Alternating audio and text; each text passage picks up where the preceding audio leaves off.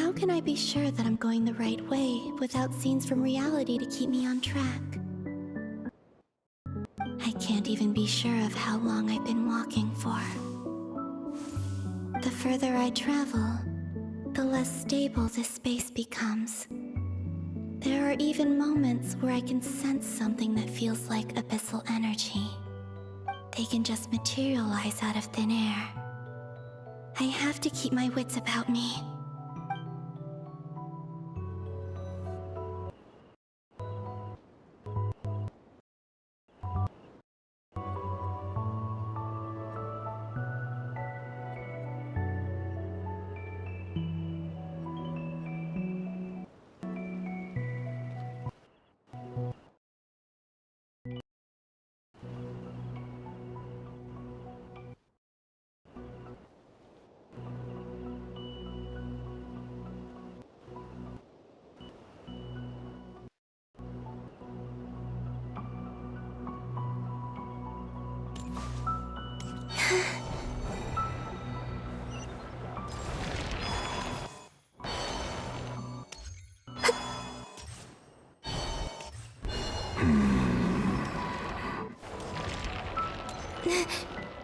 Is that the Ray here of Sonari? I can't believe he survived. How did he do it?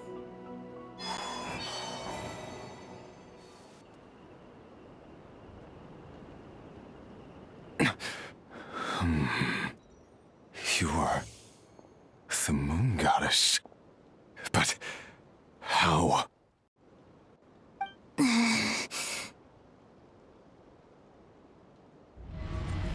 Please, there's no need.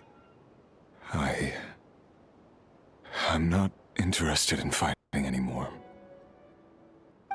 I find that a little difficult to believe.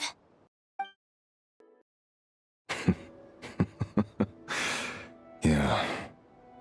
Honestly, so do I.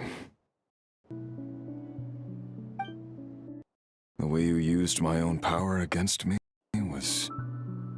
It was a brilliant strategy. And then, in the final moment before I was thrown into this space, I got to see an old friend. Mr. Dainsleif. Right. It was so long ago now. But we were friends once. When I first got here, I was filled with hatred, remorse, and rage. How I cursed and devoured. I tore everything here apart. I was consumed by the desire to leave this place and have my vengeance. But to no avail. This is a place with no exit.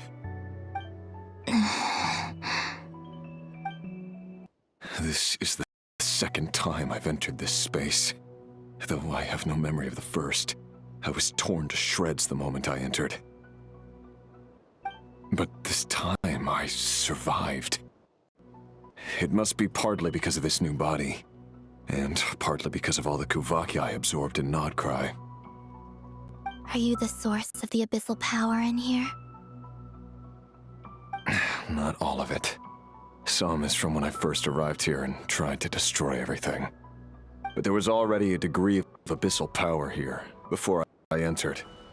And like a venomous snake baking in the merciless sun, it tried to slither into my shadow. Tried to? So, you rejected it? Yes. Because after that, the world suddenly became silent for a moment. What do you mean? The voices in my head, they were gone. And then, I saw her. Her? Thelindis. My former lover. Never mentioned that she saw a memory of Thelindis leaping into the moon's reflection. More precisely, I saw her afterimage. I'm sure the real her is long gone. She was just an ordinary Conrian. She couldn't have survived here for very long. Anyway, why have you come here? Didn't you know it was a dead end? If I hadn't escaped through the moon gate, my friends would have been in far greater danger.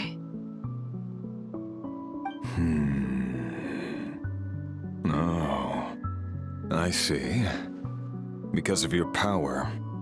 The power of a moon goddess. What? You'd like to know how I know, wouldn't you? The one who resurrected me said so. I could hear a deep lust for power in his voice. Do you mean... Dottore? Dottore. So that's what he's called. He'd been collecting fragments of my body for a long time, all so that he could resurrect me at the moment of his choosing. I had no interest in his research, but being as corroded by the abyss as I was, we were aligned as far as hunting the moons and recovering my strength were concerned. So that's why the Wild Hunt suddenly became so active in Nodcry. When I left the Fatui in my weakened state, Dottore must have felt that his time had come. Moon Goddess, could I ask a favor of you? What? I know this is a lot to ask, especially from someone who tried to kill you. If you refuse, I won't fight it. But this is the only thing I desire now. Nothing else matters. What do you want? I'd like you to take a message to Thalindis for me.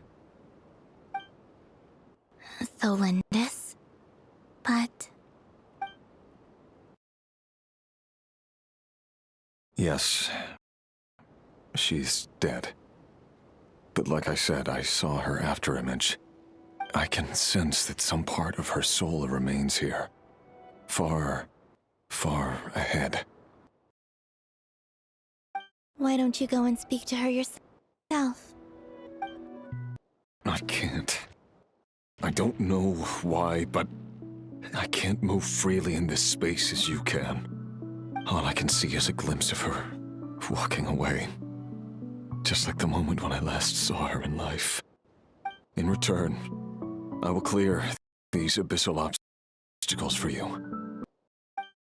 No, not in return. I'll clear them for you, whether you want to help me or not. It feels like something I ought to do. Why? Yeah. Why, indeed. I've been asking myself that question a lot recently. Why did I do the things I did? I'm tired of it all. Tired of the person I became. People used me. And then I turned around and started using others. I hurt a lot of people. I think I grew tired of it long ago. But I wouldn't admit it to myself. And ultimately, that's how I ended up here. What do you wish to tell her? All of it. My past. My mistakes. Everything that happened after we were separated. Is it okay if I give her the abridged version? Yeah, I'm sure there's plenty you can skip over. Just tell her the important parts. Whatever you think that means. Like the part where you relentlessly tried to kill us? It's up to you. Love demands honesty. But my relationship with Thalindis was built on lies. We hid too much from each other. But after living my whole life in the shadows, I don't want to hide anything anymore. I will do my best.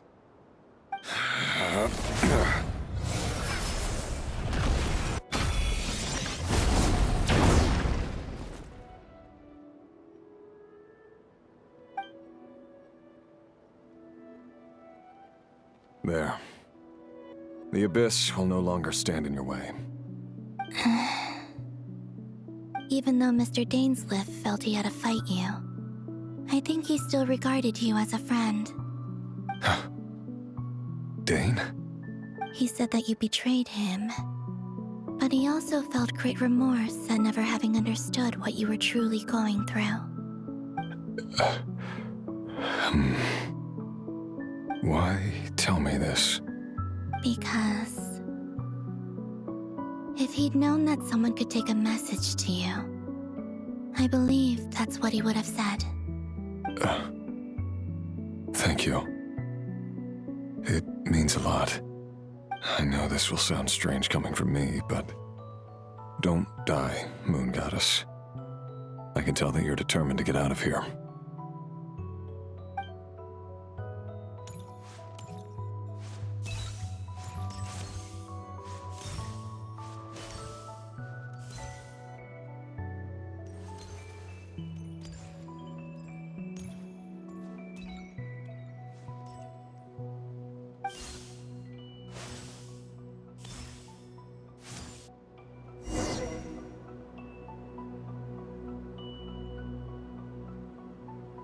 He kept his word. The Abyss is no longer obstructing my path.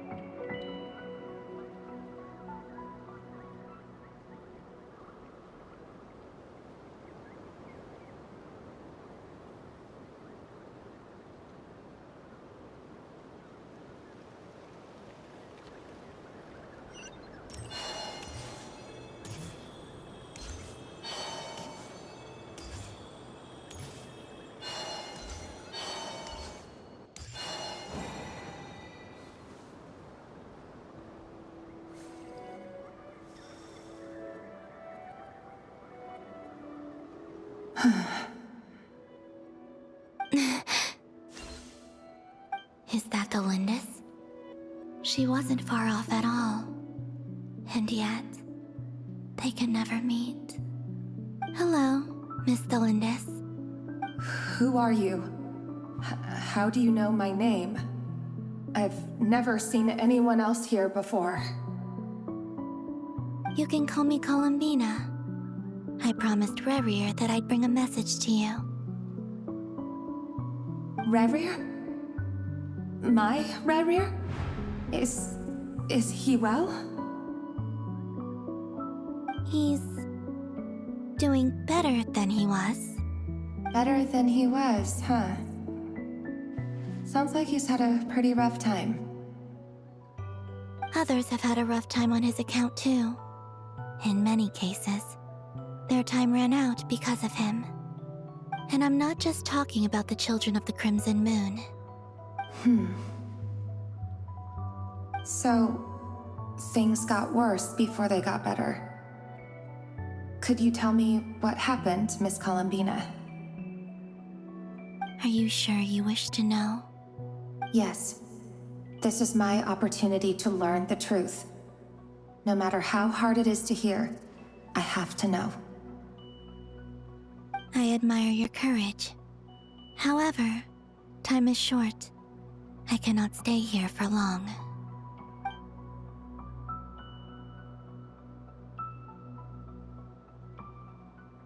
Rerir had seeds of hatred in his heart, and many people nursed them for their own ends. On some level, everything he did was to try and find a way to see you again. But in the end, he came to regret his mistakes. He wanted to apologize for hiding his past from you. Beyond that, He did not say specifically what it was he wished to convey to you, but I'm sure that you've always been on his mind. You are what has kept him going over all these years.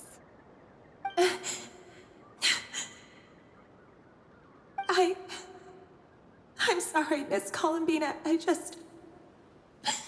This is so upsetting. I'm not sure how to put my feelings into words. It's all right. I understand. Well, that's everything from me. So, I guess I'll be... Wait. One moment. Time flows backwards here. The road ahead only leads further and further into the past. I know. I intend to reach the end of that road. Without a moon marrow, without the 3 moons' power, you won't make it far. Wait, unless... Are you one of the moon goddesses?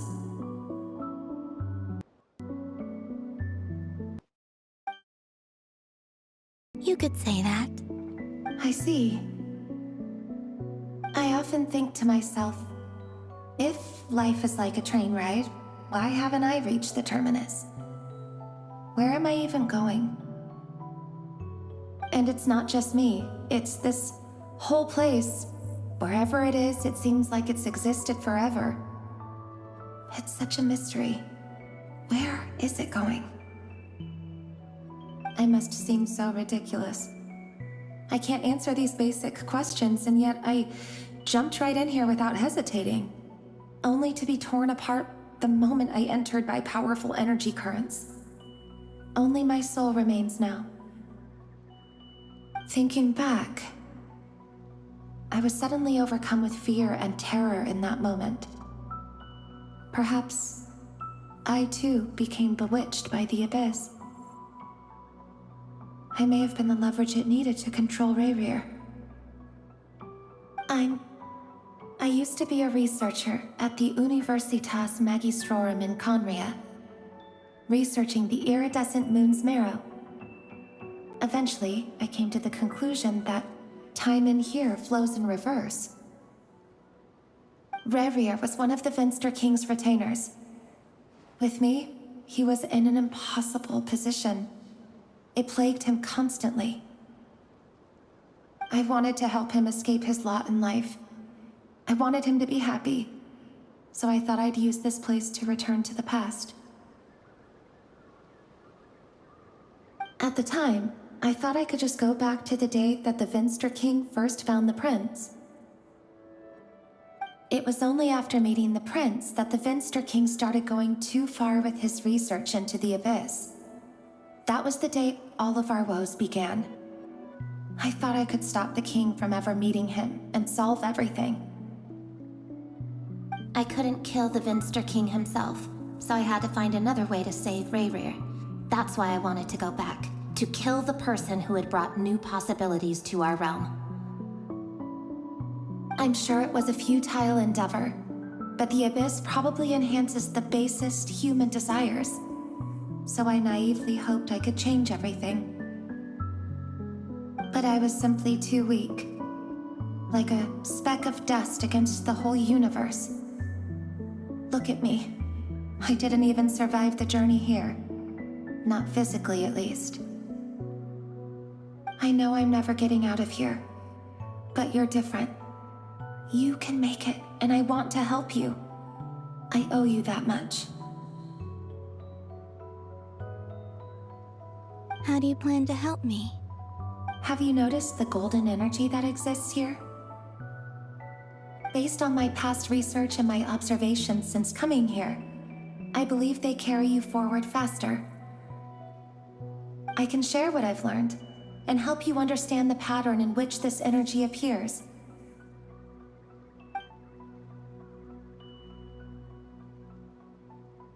I think you just might... Now, I know you will be able to change the past. Also, I've been speculating about where this space ends.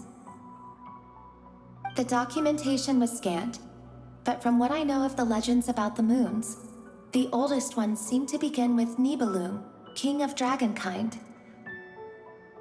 I have no way of verifying any of it by this point, but if it's true, you might be able to reach that era if you keep walking.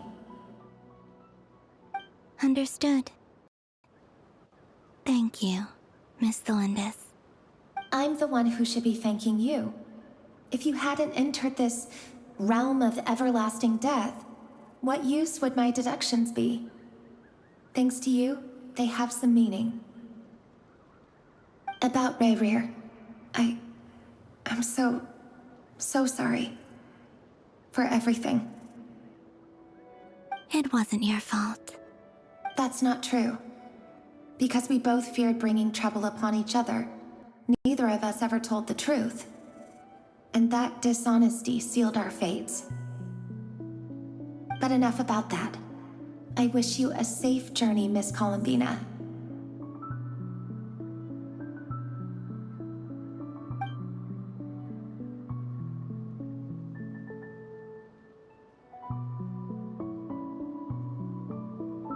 And may the outside world never have to experience pain like this again. Rayrir, you're there, aren't you? I cannot see you, because you exist in the future. I expect we'll be trapped in this prison of space-time for all eternity. But please, gaze upon the past, and then sit for a while. Let's find a place to sit down together, just like we did when we first met.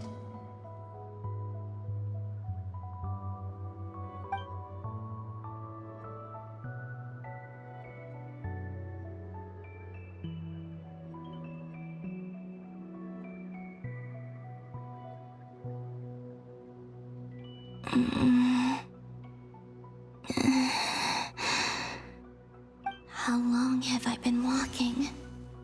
How much further till I reach the end? Is there even an end to be found? Everything's getting blurry.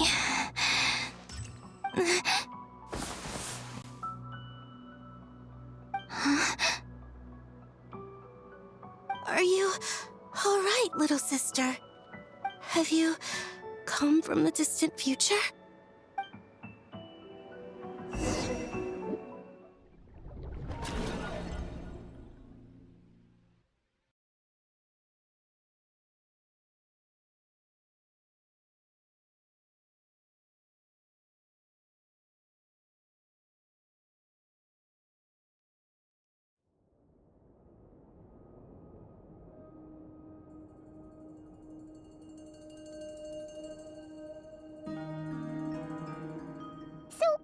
How exactly did the moons just disappear?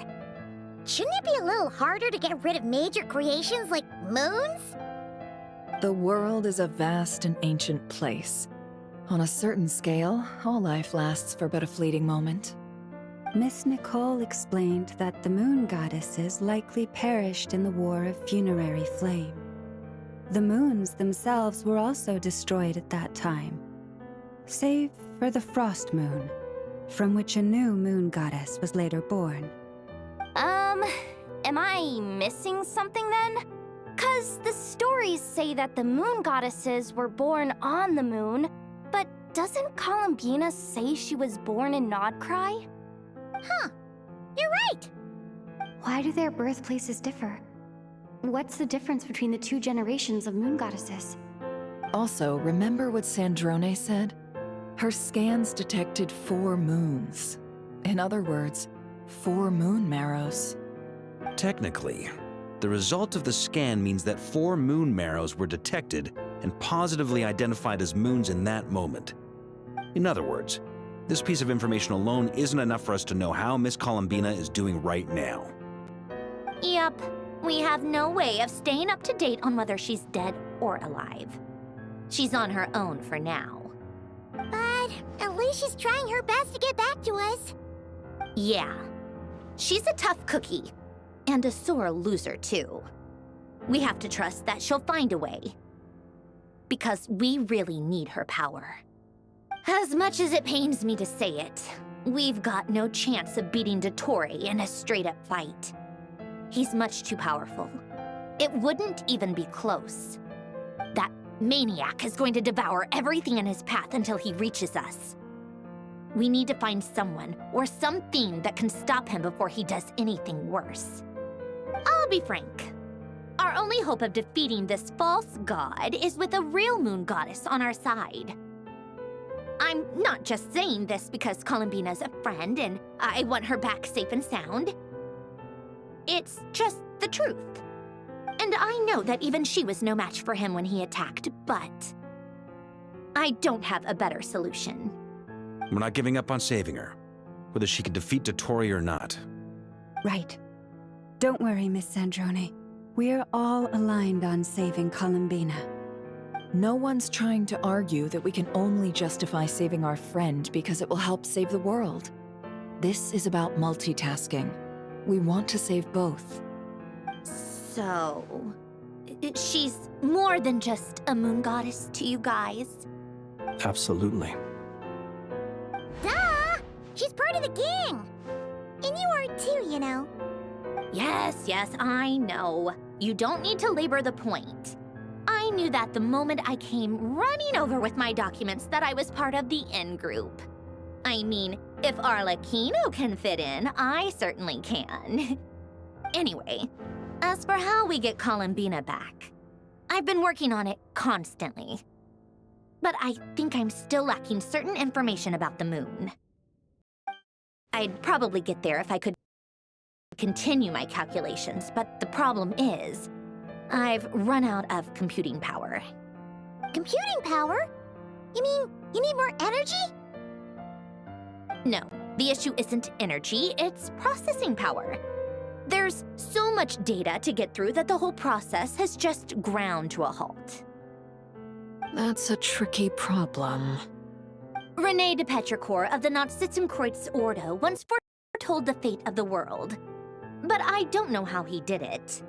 My guess is that he used the primordial sea's power. However, that won't work for me. His methodology was vastly different from my own. What's worse, they're incompatible. And to top it all off, we can't even leave Nodcry. Ugh, this is so annoying. If I'd known we'd run into a bottleneck like this. Well, no, the design bureau's a bust as well.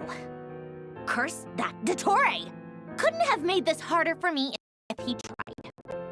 Oh, what do we do then? How about we grab a bite to eat and take a break? Maybe something will come to mind after you've cleared your head. You don't get it, do you? I'm trying to calculate the fate of an entire world here. And I need accurate results, not vague prophecies. Where the heck am I gonna find the computing power for that? Ahem. Anyway, time to shelve the discussion on technical difficulties. Being a killjoy isn't very ladylike, after all. Either way. We've done what we can. Rest well, everyone. Remember to let us know if anything new comes up. Hawkeye? Is he hinting that we should talk outside? Let's go somewhere a little more private.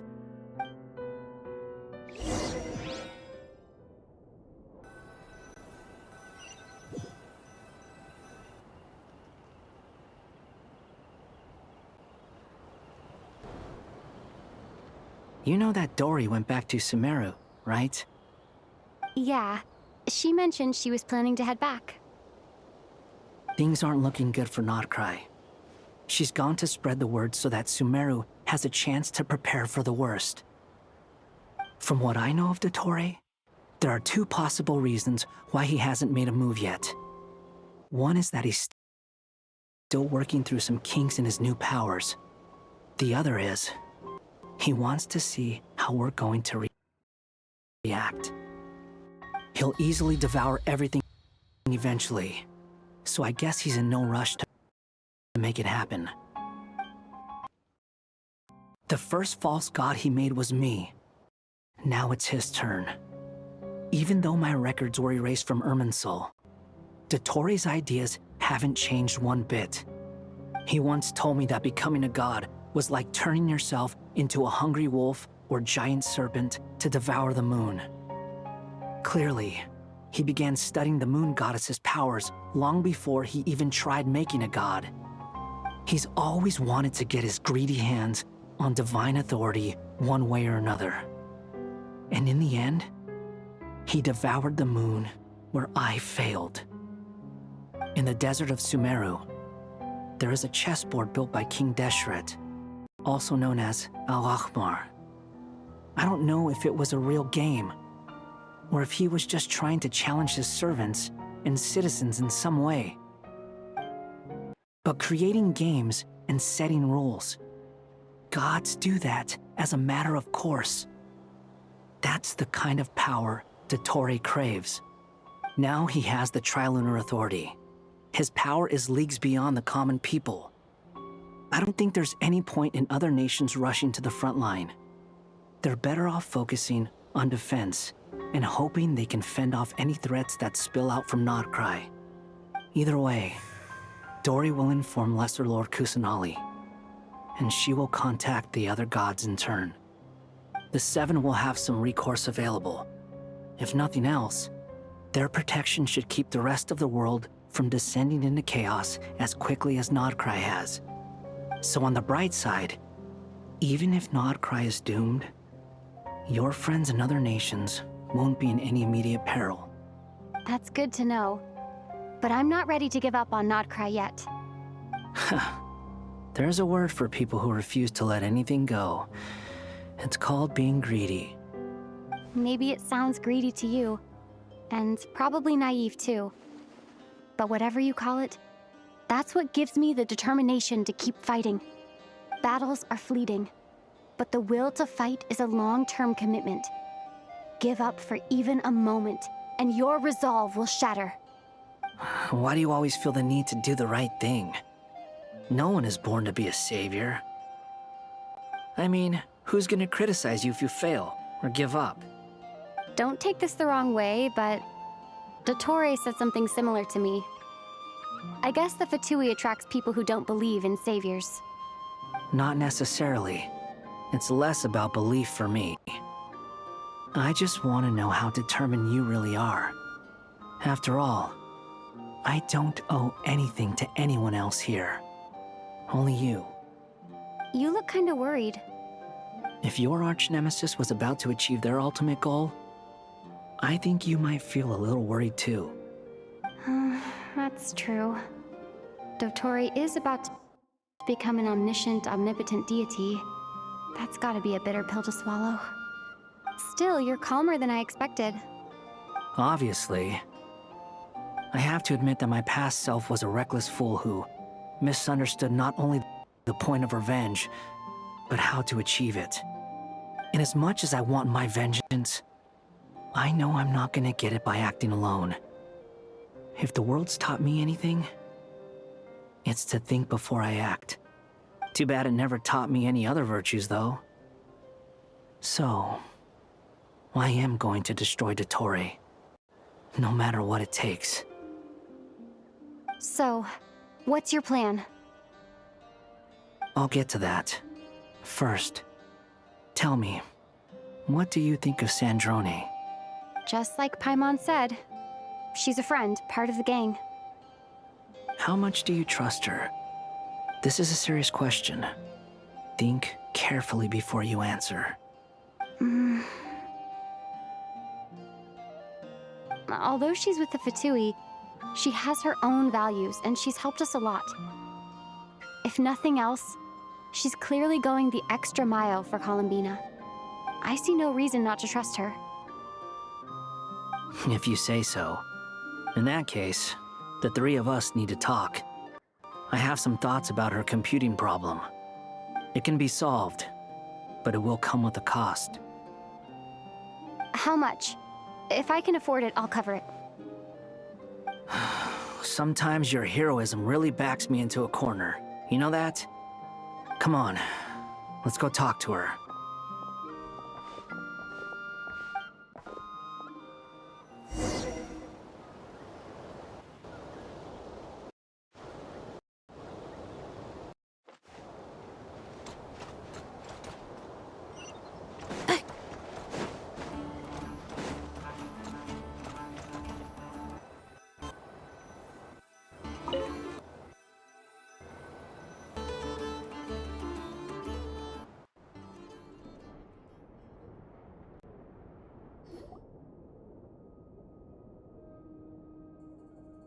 Miss Androne, Traveler. Hey there. Paimon's here too! She was just helping them sort through their things. How did your chat go? That was fast. The call only just ended. Well, you said it was urgent, so we got here as quickly as we could. Albedo, I have some alchemy questions for you. I see. Looks like my knowledge proved useful after all.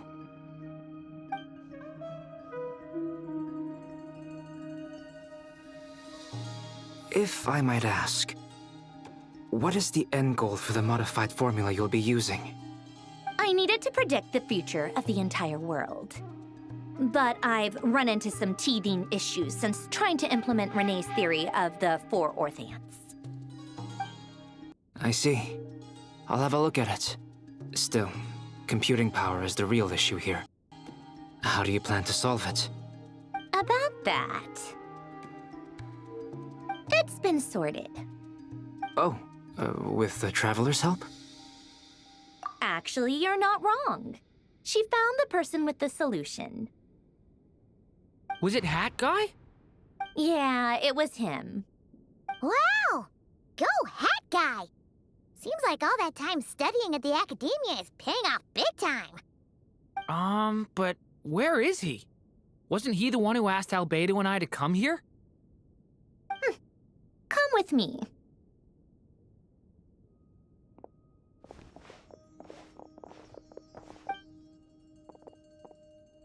Hat Guy? What's happened to him? Hat Guy! Can you hear us? No response. I guess he's in hibernation. Hat Guy mentioned that he was a puppet. It seems that his functions are currently shut down. I presume this has something to do with the solution to your computing problem. That's right. He and the Traveler came to see me.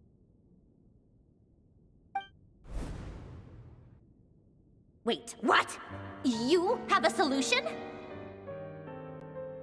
Would you calm down? Why do you always react so hysterically to everything? Excuse me? How would you know? You shouldn't be so quick to judge complete strangers. It's very bad manners.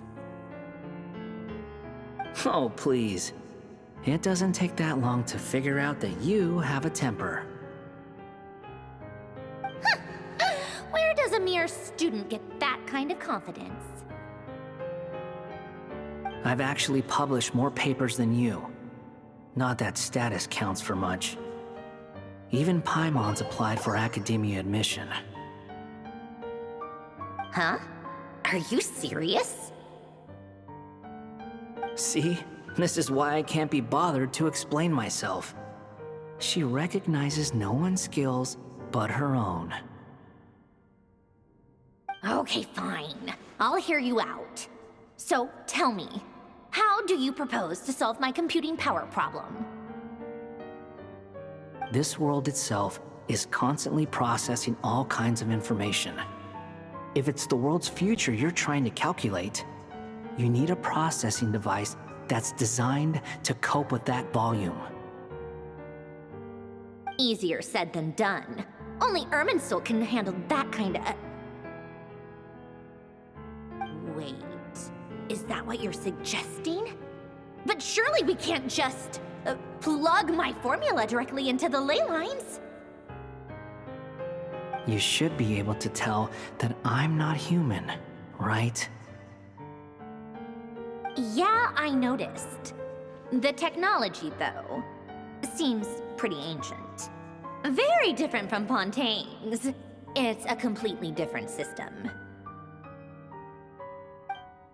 Conrian, to be precise. I'm what they would have called a puppet. Puppets need an energy source and processing power. The artisans who built them sought out the materials most suited for that purpose. You? Do you mean... The Traveler and I have talked it over. She's willing to vouch for you. So, I'll allow you to borrow my core for your calculations. It was built using wood from a silver-white tree, which makes it a small part of Irminsul. Conrian technology and Irminsul wood. Who in the world could have built you? Are you sure about this? A puppet without its core will cease functioning completely. And if it's left in that state for too long, it might not recover. You could die if you do this. You do realize that, don't you? I can put two and two together, yes. No need to rub it in. I won't lie to you. This has never been done before. I cannot guarantee your safety. Doesn't matter. I'm prepared for the worst. Did you two actually talk this through? Is he... Are we really considering this? Yes, we discussed it. The bottom line is, he trusts me and I trust you. Let's give it a shot, shall we? Honestly, I have no clue where this kid even came from. But for whatever reason, he lent me his core to use in my formula. I'm very close to finishing my calculations now, and the core is currently in use. So I'm sorry, but I can only show you a sketch right now. This is what the core looks like. A silver-white branch. It certainly matches the legends told about Irminsul. Is Hat Guy gonna be okay? He's not gonna die, right? Right? In theory, he should be fine. As long as we put his core back in time.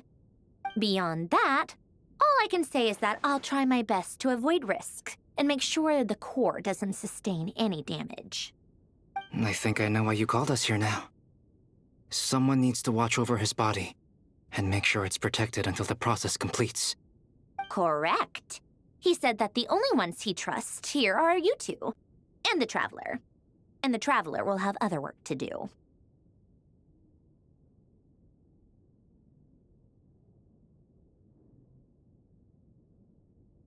He will have our undivided attention. Aww, Hat Guy. On a more positive note, things are progressing steadily on my end. I'll call everyone in for a meeting once the results are out.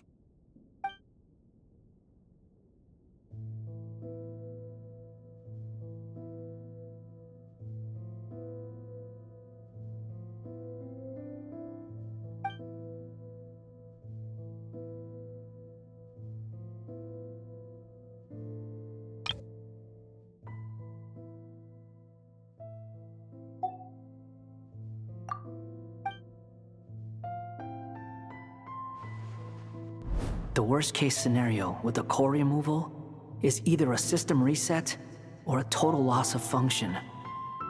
But I'm not afraid. A quiet death should have been my fate long ago. A core is completely different from a heart. It's like another vital organ entirely. I never believed it could be a true replacement for what I sought. But in the end, it turns out the core was more useful to me. Pretty funny when you think about it. It's like the punchline of my entire life. Do you think there's any difference between a puppet and a human? If not, then this would just be another samsara. I have already experienced both a past life and a next life. Part of me wonders whether I'm only capable of making this decision because I've become a real human. What's with that expression? Isn't this a good thing? Sandrone will succeed, won't she? She has to. She will. We all have to persevere until this is over. That's right. And I'll protect you all until the moment of victory arrives.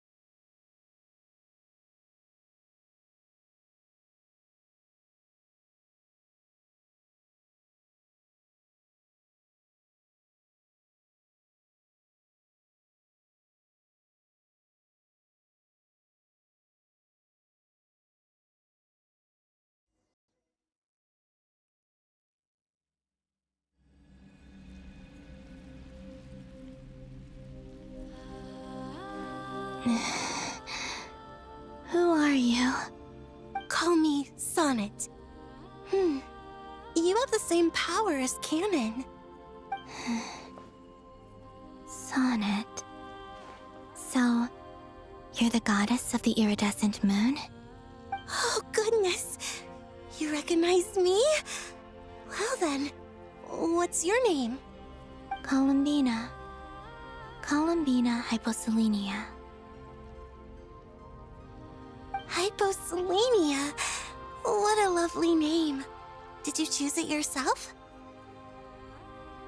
It was a joint effort between me and my friends. Friends? You mean your friends in the heavens? Huh? Oh, sorry. You must be exhausted. I apologize. Hang in there. Let me introduce you to my older sisters. Do you mean the other two moon goddesses? Arya and Canon? Wow, you sure know a lot. Hey, does that mean that our story goes on into the future? Oh, I guess that wasn't the best question to ask. It's alright. We were prepared for that possibility. You could say we were too prepared. I can't even remember how long my sisters and I have been here by this point.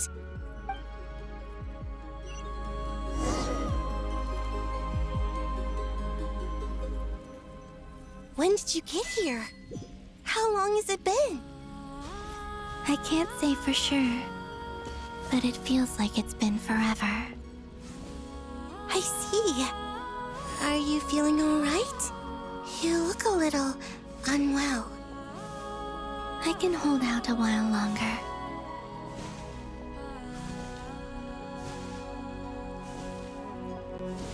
We don't have far to go.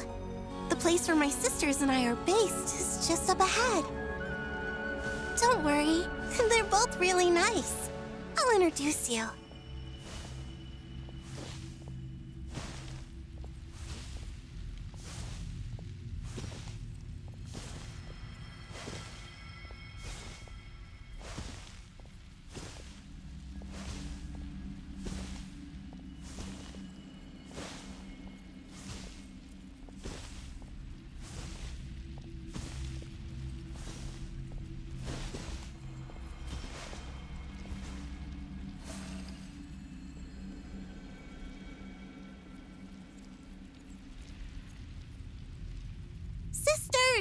I'm back! And look who I've brought with me!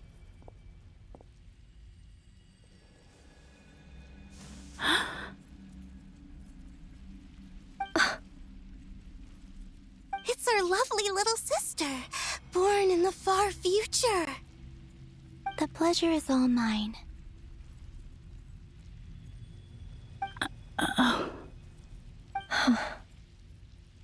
Allow me to introduce you to coulbina hyposelenia.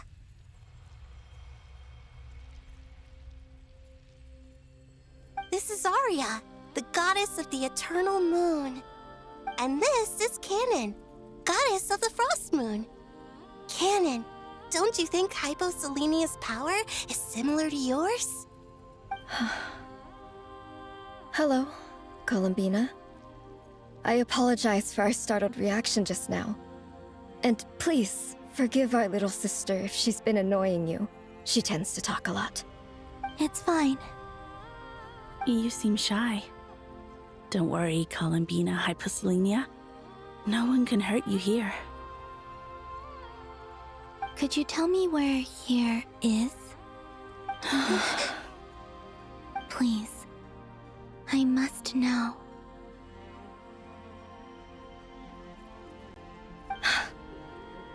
My dear sister, this is where Tevat's original ruler, the Dragon King Nibelung, imprisoned the moon goddesses. What? You're scaring her, Canon. No, I'm fine. Please, continue. Nibelung, our original master, created us in the distant past to maintain Tevat. But he left this world and traveled into the dark universe beyond, to explore worlds vaster still.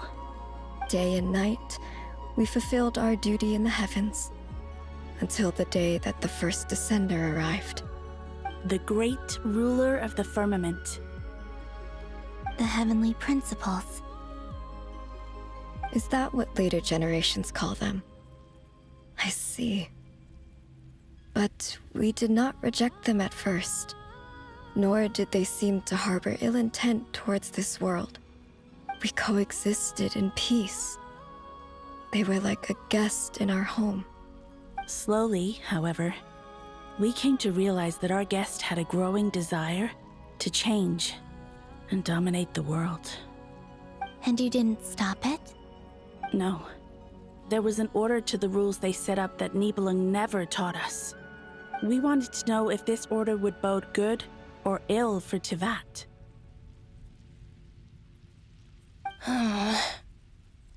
All right. Canon and I wanted to know. Sonnet was against it from the outset. Later, we discovered that this great ruler of the firmament bore an almost paranoid hostility toward the desire of certain life forms to seek power. Or perhaps they feared them. They would even cast down celestial nails as manifestations of their power, to punish the civilizations of the world below. Only this was far beyond mere punishment. Right. Their rules brought order, but the price people paid for merely testing the limits of those rules was far too great. I did everything in my power to help the punished escape catastrophe, but still, too many lives were lost. The ancestors of the Frost Moon Scions were some of the ones you helped. But just when we had decided to take countermeasures, the Dragon King, Nibelung, returned. And so began the War of Funerary Flame. So, that's the name the world gave that war in the future. Well, who won in the end? As far as I know, the Heavenly Principles won, although it came at a great cost. They remained in Tevat, where they continue to rule to this day.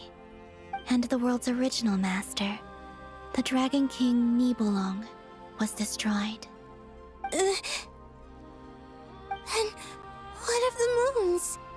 Are there still 3 moons in Tevat's skies? you can tell us the truth, coulbina. We know we are but remnants of a bygone age. We are prepared for the answer. Only the frost moon remains. But it has been cast beyond the false firmament by the heavenly principles. The eternal and iridescent moons were both shattered during the war. So death finally came for us in the end. Sonnet. But you're still here, aren't you? A moon goddess cannot live without her moon, coulbina. She's right. That's why I began to disappear. Because the frost moon is cut off by the false sky. How much worse it would have been if it were outright destroyed. Our souls may endure within this lunar palace, but if our moons are destroyed, Then we shall disappear the moment we depart from it. I'm sorry. There's no need to apologize to us, dear sister. If anything, we owe the world an apology. If only we'd decided to act sooner, rather than arguing amongst ourselves. all the more reason not to spend this time in regret and repentance. Instead, we should focus our efforts on how we might help our future sister.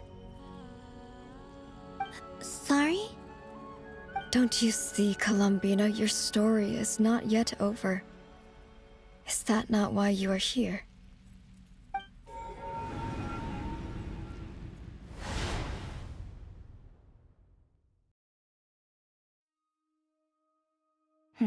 It's done. Initiate numerological array. Continue running primary process. Calculate the world's fate through extrapolation.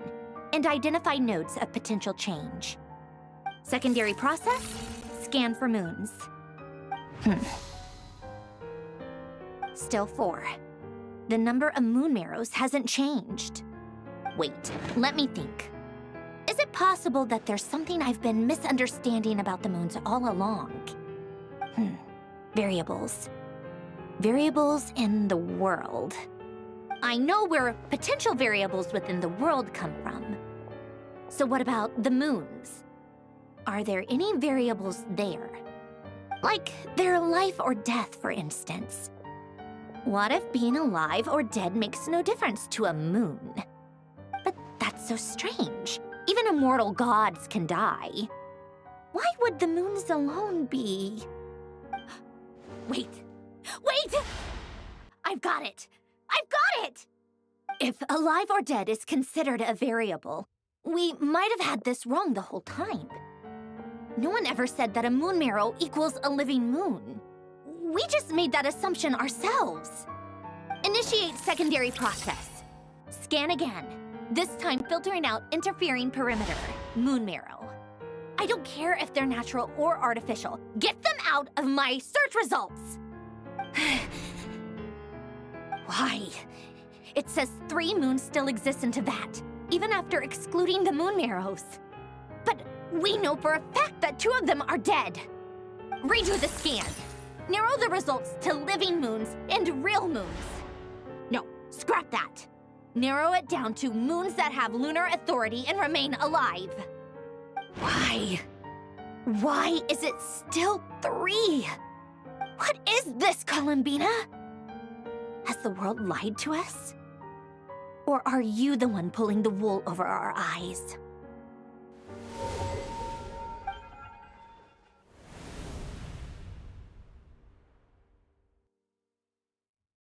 So, you think that the moon's reflection might be where Nibelung imprisoned the 3 moon sisters? Yes, it would explain a lot, such as why that space would respond to a moon goddess's power, opening the moon gate at her command. It would also explain why Miss coulbina has been unable to leave, and why time flows in reverse there. In the messages she sent, coulbina promised us she'd find a way to return, but we have no way of knowing how, when, or where this might happen. The fact that she still has yet to reappear in this world indicates that returning from that place is no easy feat. We cannot afford to simply wait for her. So you're saying, if she could return by her own power alone, she would have done so long ago. Yes, she certainly wouldn't leave it to this late stage when it's so touch and go. I've been giving this some thought, and I've come to believe that Luanatar might be an anchor that she left behind, as a sort of future waypoint. This could also explain why Luanatar is always by the Traveler's side. Sounds like a plausible theory.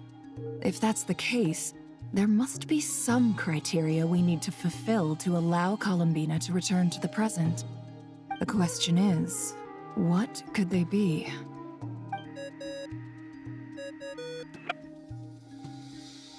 Hello? Listen up! This is extremely important!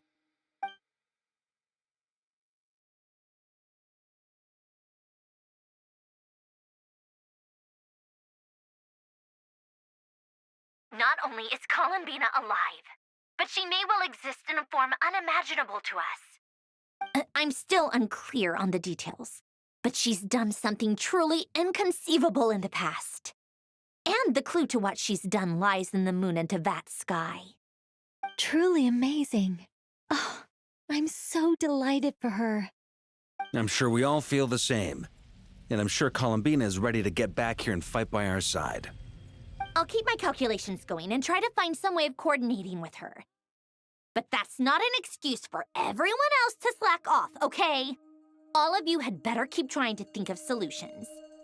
How can the dead moon still live? And Luanatar...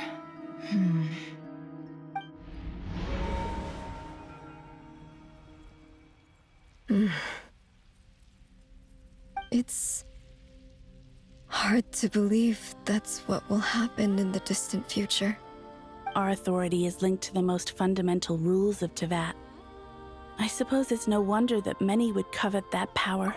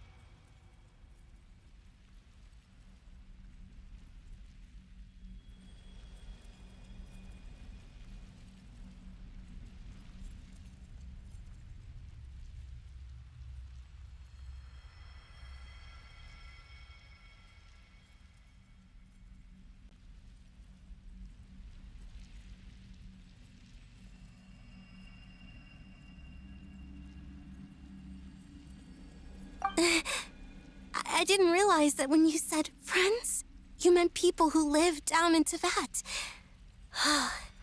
That's so lovely. I always wanted to go down there and have some fun. Have you ever tried leaving this prison? Of course. Between us, we've tried everything. But no matter where we go, this space will eventually bring us back here. It's like the center of a whirlpool. Everything ultimately converges here, at the moment when Nibelung imprisoned us. In that case, have you tried using any of those pathways that connect this space to the real world? Sorry? What are those? They're passages through which you can make small-scale changes to reality by using Kuvaki. Or am I the only one who can use those passages? Because part of my soul remains in reality. Kuvaki. What is that? You don't know? It's a unique kind of elemental energy found only in Nodkrai, the land from which the moons arose. Oh. Well, it's true that the moons first rose up from the part of Tibet you say is called Nodkrai. But there is no difference in the elemental energy between there and anywhere else. What? Could you show us some of this Kuvaki? Hyposelenia? Maybe if we see it, it'll make more sense. Okay.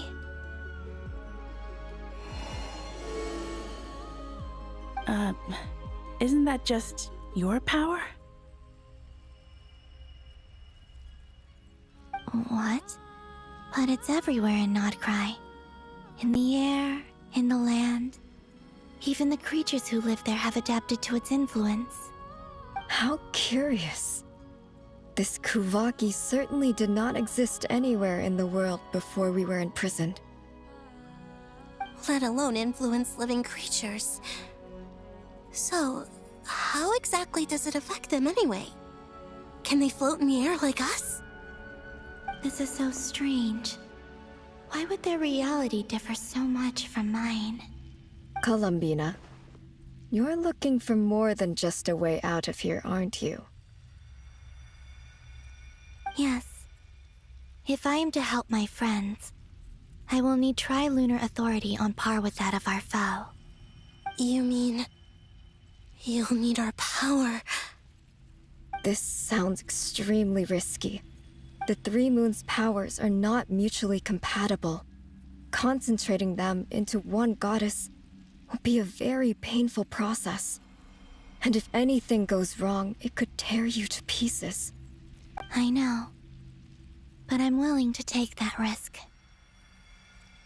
Even so, let's say we successfully transfer our authority to you.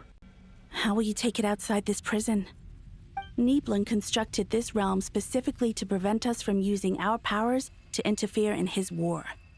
No moon goddess can leave this place alive.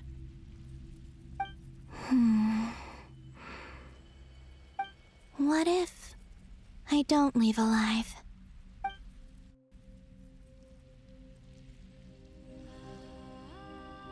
Where do we even start? How are we supposed to figure out what we're meant to do to help Coulbina?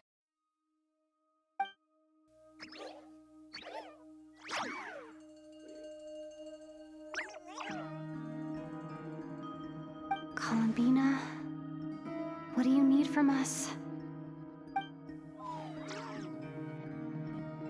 If she really got to the beginning of time in there, how do you think she'd leave us a message?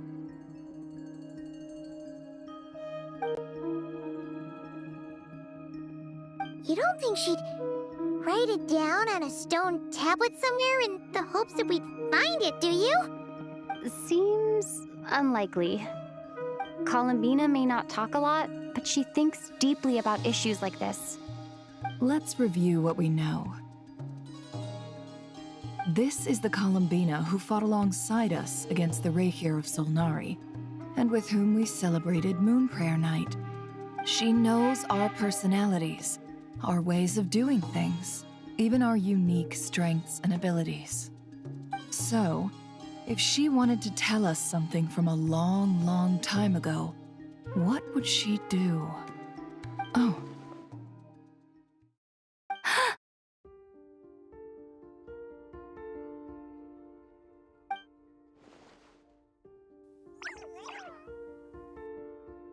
Traveler, you once said that those golden ripples also appeared when Luanatar was born. What if coulbina left Luanatar here, not just as an anchor to the real world, but for some other purpose? If she is part of coulbina, and coulbina knows that I can see past events through her... Oh yeah! Like when you peeked into Rare's past through his heart! Never, wait!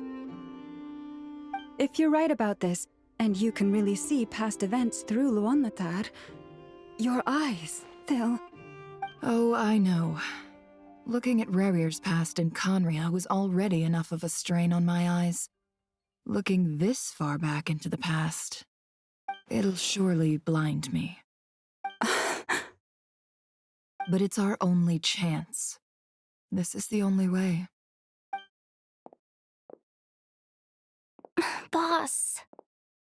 We spoke about this once, a long time ago. Do you remember what I said, Yehoda? The day I lose my sight, the Curatorium of Secrets will be yours to run. But... What's wrong? I'd be overjoyed if I were you. This day's come a lot earlier than either of us expected. I need to know you'll honor our agreement, Yehoda. Promise me. Yes, Boss Neff. I promise. Are you sure you don't want some time to think this through? What is there to think through? I should have gone blind after our battle with Rarier. Frankly, it's almost criminal that I got away with it for this long. Then at least let me take some precautions on your behalf. And if you really do lose your sight, I'll visit your office every day and make sure you're well looked after. Oh, please, anything but that. I was actually ready to go through with this. Are you trying to scare me into backing out? As if I could ever scare you.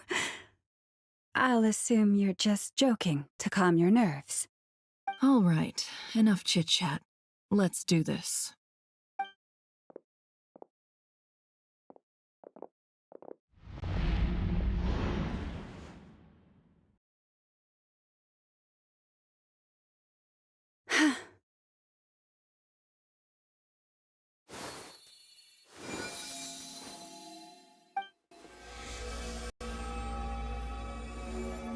All done. Good. Now give me some space.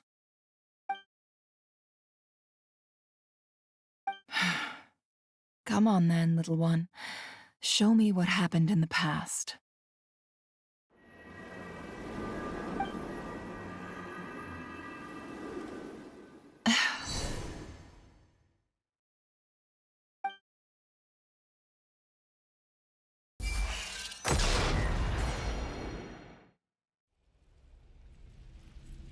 Between the Trilunar Authority, Kuvaki, and the soul-surviving moon, the Frost Moon, I think I might know how to get back.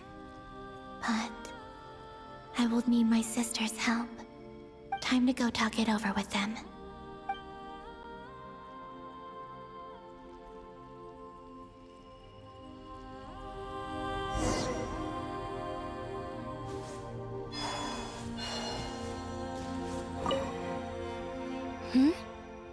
Have you decided what to do? I hope it's not too dangerous. You really scared me when you said that thing about not leaving here alive. Come on, let's go find the other two.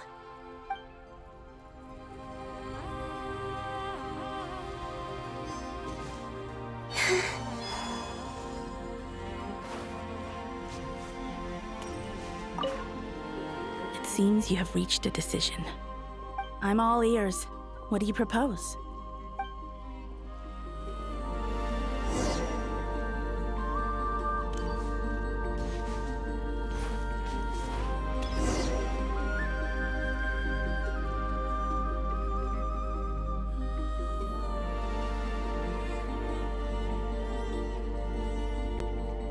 Have you figured it out, Coulbina? Tell us, how do you plan to leave this place? I intend to die here, in this moment, and then be reborn in the future with the help of my friends. What? What are you saying? How can the dead be reborn? And how will you inform these future friends of your plans? You can't exactly leave oracles. Nothing can escape this place. Not a single ray of moonlight. And even if you found a way, what if they never find the message you left for them?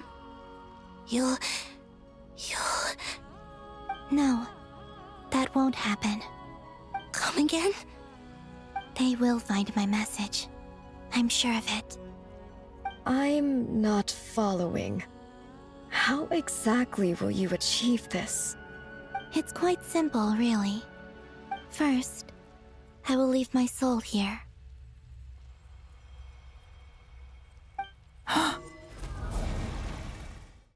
I see it. Your soul? You mean your divinity? Yes. I once left a portion of my soul in the future. One so small that this prison barely noticed anything.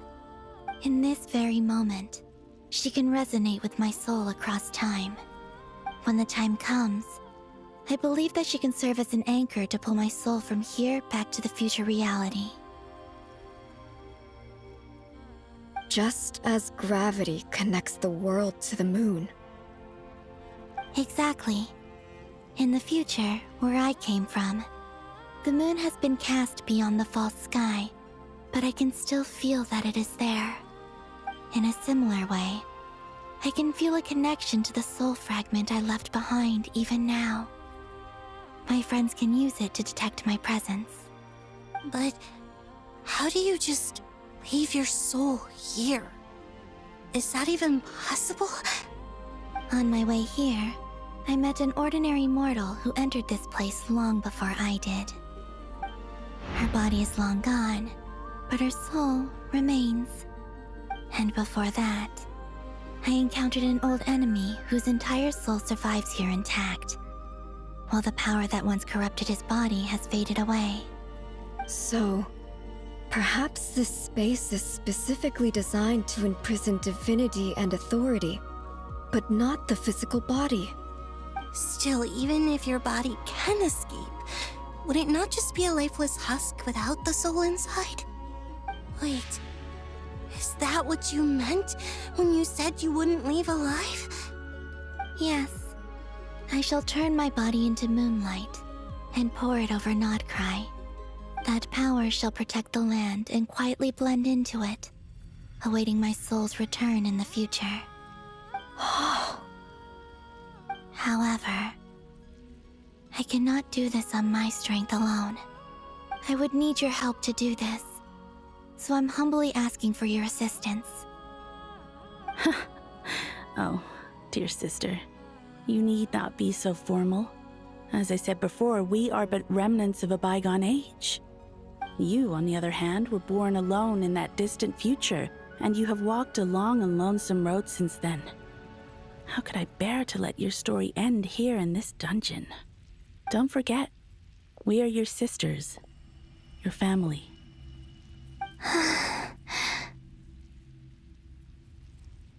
Arya's right. Actually, I've always wanted a little sister.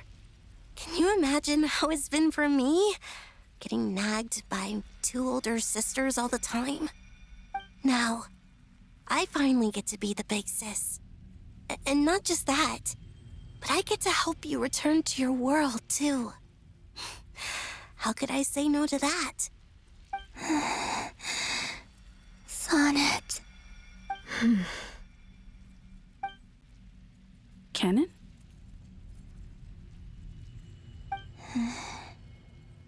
I'm sorry. I know this is a bold request. The Frost Moon is rightfully yours, and it remains intact. Oh, no, please, don't misunderstand me, Coulbina. I was just thinking back on the years that the three of us once spent together. You cannot imagine how happy I am to hear of the future world you describe. The Frostmoon Scions, your lovely, kindly friends. For the three of us, whose purpose in life was to maintain the peace in Teyvat, it is a great relief to know that the people of this world live in such an abundant future. If your plan can save them and save Notcry, I will gladly give you all that I can. Besides, the three of us have been together since the day we were born. I could never abandon them to live on alone without them. Canon. Still, I do have one question I would like to ask you before we proceed. Certainly. What is it?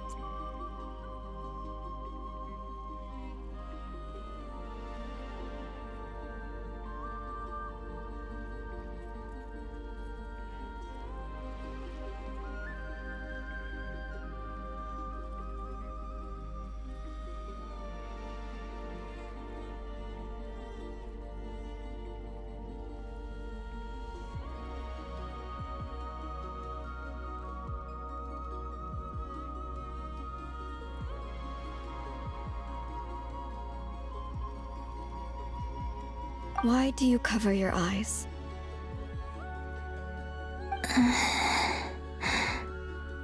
Yeah, I was curious about that too. But it seemed personal, so I didn't want to intrude.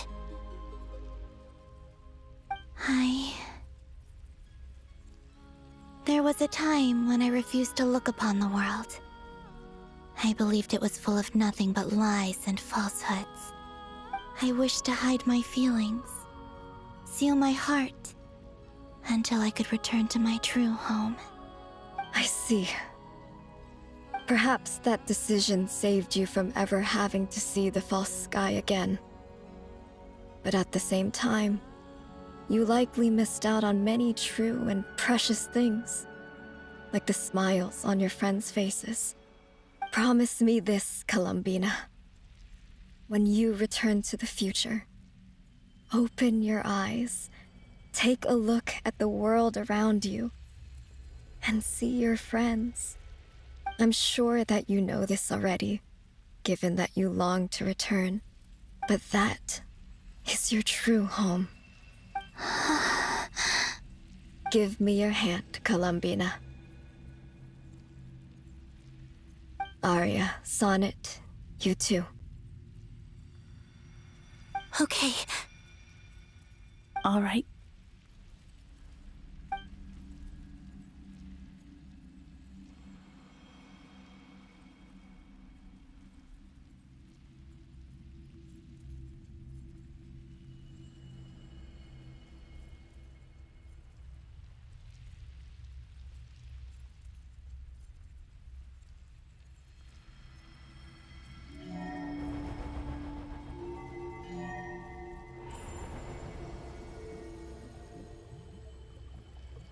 We once were the songs sung for eternity, but now it is you who must continue to sing.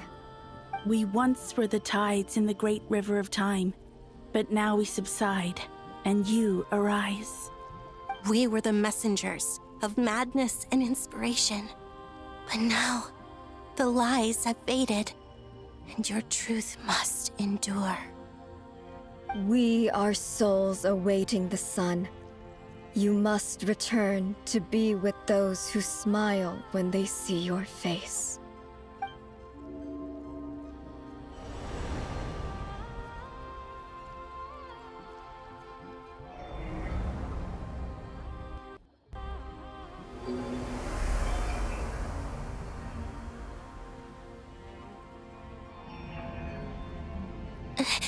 Is it done?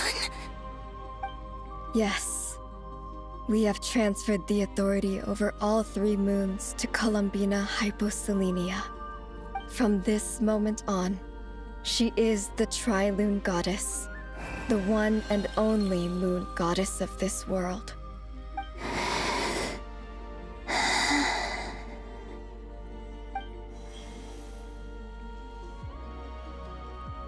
Thank you. Thank you, my sisters. Now go, and do what you believe is right, coulbina hyposelenia. Be aware that we cannot grant you the power of the three moons beyond these prison walls. The conflict that arose over their remains following our disappearance will still take place. I understand. Sisters, oh, my body. It feels... Now that we have given up our power and authority, our bodies are merely mortal shells. This prison is dissolving them as we speak. It's okay, Sonnet. The end must come for every god, just as it does for every human. That's all this is. The final destination of our lives. Canon and I will be by your side the whole way. We have one final request, coulbina. Could you use the Three Moons' power to send us back into the real world? Now that we have lost our powers, I doubt this space will seek to hold us further. It's just... we would like to spend our final moments together in the only place we ever called home. Of course. Gladly.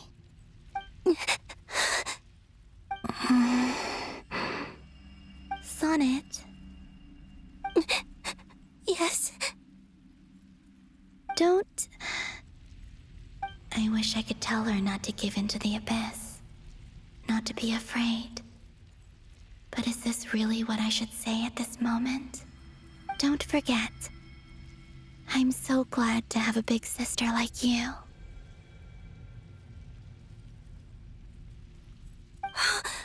No, Hypo. Thank you. I'm okay. I'm not afraid. As long as my sisters are with me, I won't be afraid.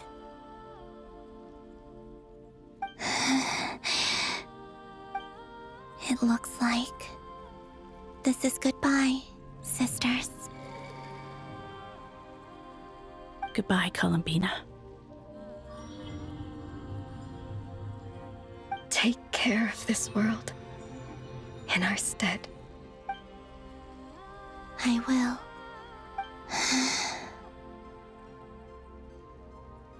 And now, it's time for me to bid farewell to my body, too. May it become the moonlight that keeps Nodcry company through the long years ahead. So this is why Nodcry was not always home to Kuvaki. It only appeared after I poured my body out upon this land, and only this land. Kuvaki responds to me because it is me, my body, answering the call of my soul. And the golden energy I've encountered on my way here was, in fact, that very soul, which I am about to leave here to guide me. O power Trilune, eternal moonlight. I, coulbina hyposelenia, lay aside my body. Let it be cast into the dark night to illuminate the future.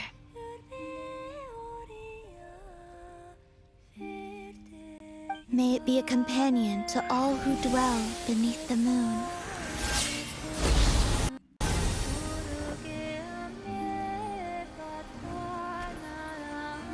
Until the time comes for me to return home.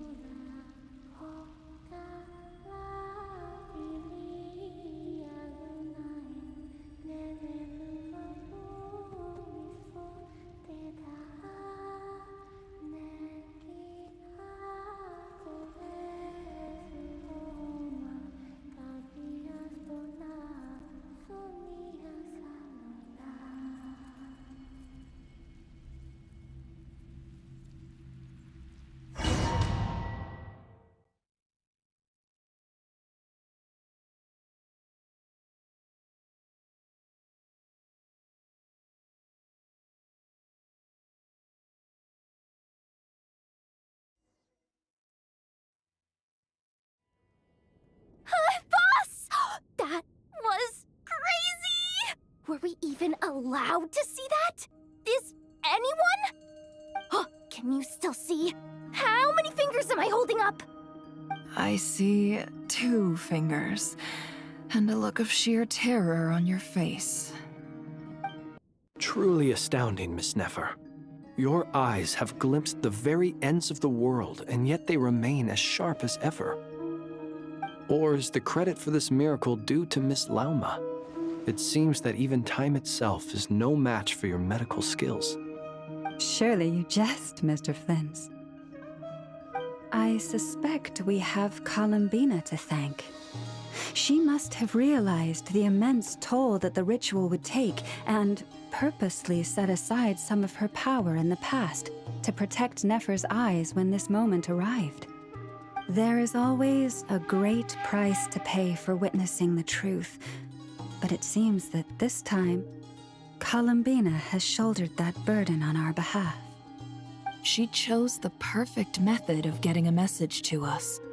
Though her eyes were always shut, she was clearly so perceptive. She knows us well. She knew exactly how we would think and what we would try. Despite being separated by time and space, we're seeing the same possibilities and seizing the same opportunities. We still don't even know if she's okay right now. But as long as there's a chance we can do something, we'll fight to make it happen. We'll get you back somehow, coulbina.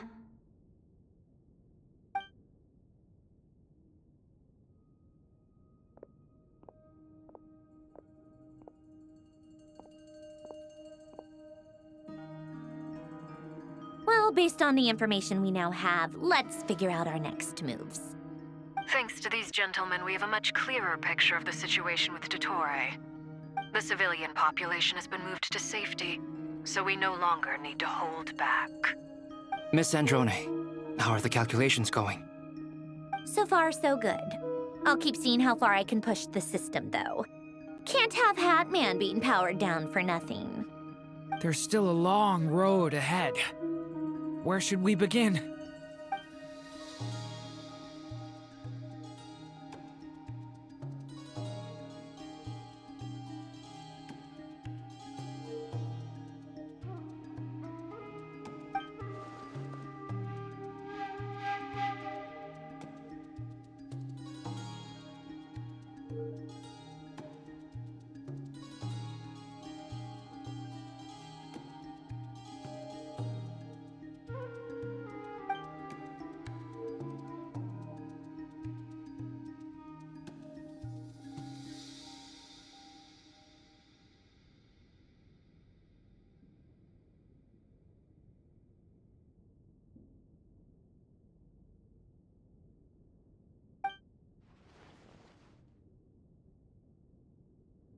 Our plan is clear. Time is short, so let's get moving. There's just never enough time, is there? Time is the bane of my existence. Ugh. Anyway, I'm gonna get back to work. All right, we'll do our part too. Yeah.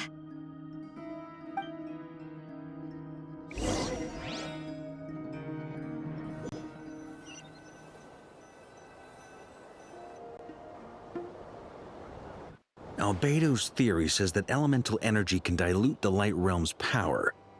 But I'm no expert in building elemental defenses. Sounds like something out of the advanced elemental theory section of the library. Whew. You seem quite troubled. Well, yeah. I mean, who doesn't get a little flustered when they're completely out of their depth? You were the very picture of confidence back when you approached the Hexen Circle. Yeah, I could have been faking it through that whole meeting for all you know. Who's to say I'm not just a ball of nerves in a charming and gregarious package? Oh gosh, really? I'm so sorry, I had no idea. Well, you're all the braver for it. Still, I was much more in my comfort zone than I am here. At least in Mondstadt, you can cry for help from a cliff top and actually stand a chance of summoning Barbados himself. Things have never looked bleaker than they do now. If we don't pull this off, Tevat's doomed, isn't it? Oh, you think so? Actually, yes. Yes, it probably is. It's a shame. Don't put too much pressure on yourself. Teyvat has faced annihilation many times in the past, but it also gave us you, didn't it? Hey, don't give me that. It's not like I'm anyone special. I disagree. Every human born in this world is special. We angels have always believed that. In that case, this humble human being has a big favor to ask of you. I thought you might say that. I'm sure Alice, in her great wisdom, sent you here precisely to help us in this difficult time, yes? Well, that has less to do with her wisdom and more to do with my power. Of course, of course. Well, the thing is, these elemental defenses we're about to build, I don't think it's a question of if they'll fail, but when. Durin's findings from his patrols make it clear that Dottore is constantly expanding his territory. First it was his lab, then the design bureau, and now this. It's not realistic to completely stop him encroaching on the rest of Nagrai. Rather, our goal should be to stall him for as long as possible. If Miss Sandroni's calculations are correct, well, they're the closest thing to certainty we have in this situation, so let's assume they are. Anyway, her calculations suggest that our best hope for victory lies in Miss Columbina's return. It's up to us to slow Dottore's advance and buy time for her to make a return. Are you asking me to help you with building the defenses? No. I'd like you to prepare for what comes next. When he eventually reaches us, we will have to fight him. You were an angel once and a mage now. I'm asking you to lend us your protection. Oh. Can I take it that you're triggering the terms you fought for during our three-way talks? Well, technically those terms were about protecting Mondstadt. But if you're happy to agree to the change in location, then yes, let's do that. You're cashing in on this much sooner than I'd imagined. Well, yeah. The way things are going, I might not get another chance. Very well. The mages have heard the knight's plea, and we will respond. To tell the truth, Alice and I had already discussed how we might help you all, so I didn't come empty-handed. I always like to be prepared. This is... wow. Yeah.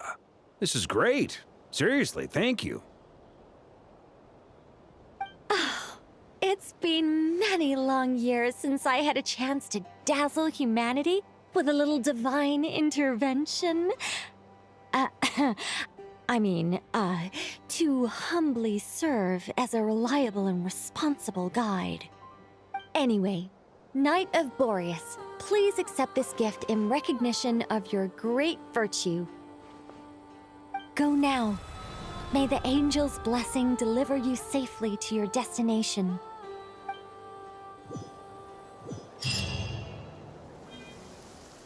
Accelerating.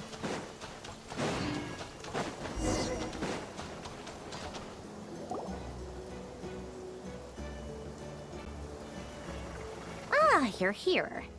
Sandroni! How are things going? Glad you asked. You two are about to become the first people to lay eyes upon my masterpiece. Or should that be the first person and the first, specter? Hey!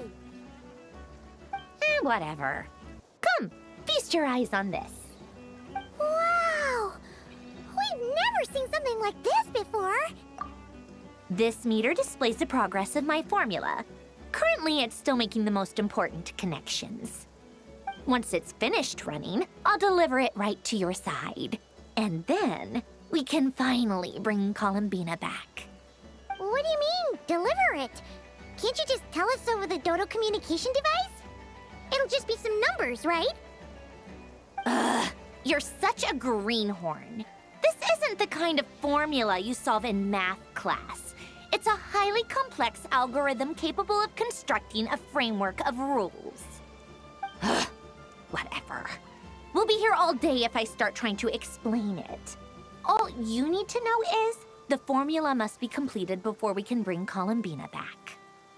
I'll share the data with you. Nicole's agreed to let me use her information channel, so we just need to use the Dodo communication device like so. And... there. Now you can check in on my progress. Wow! Look at that! You're amazing, Zandrone! About time you recognized my genius.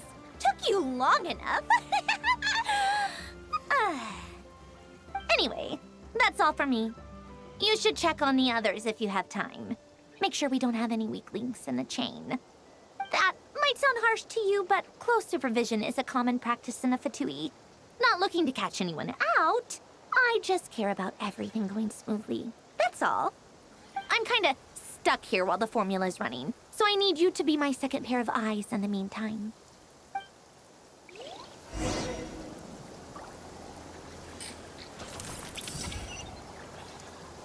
Yeah. Yeah. Accelerating. Yes, Miss Moonchanter? What are you staring at? You always address me in the strangest ways. Lady Moonchanter 1 minute, Miss Moonchanter the next. Yes, and? Are either of those incorrect? Not as such. It's just that I simply call you Nefer nowadays. Uh-huh. That's my name. What's your point? The point is I don't add any honorifics or titles. Meaning what? That maybe we're on friendlier terms now than we used to be. Is that how you see it? And I thought I was the one with eye damage. Never! Wilma! Paimon, traveler. Just swinging by to check in on you. How are things going? Did you manage to get some rest? Don't worry about me. I won't slow us down. And I give my all to ensure our victory. Ah, yes. Allow me to give you two a quick checkup. All done. You're both in good shape. You're welcome. You'll have your work cut out for you in this battle against Dottore, so make sure to get some rest in first. Paimon will keep an eye on her. Don't you worry. I'm glad to hear it. Take good care of yourself, too, Paimon. Sure thing.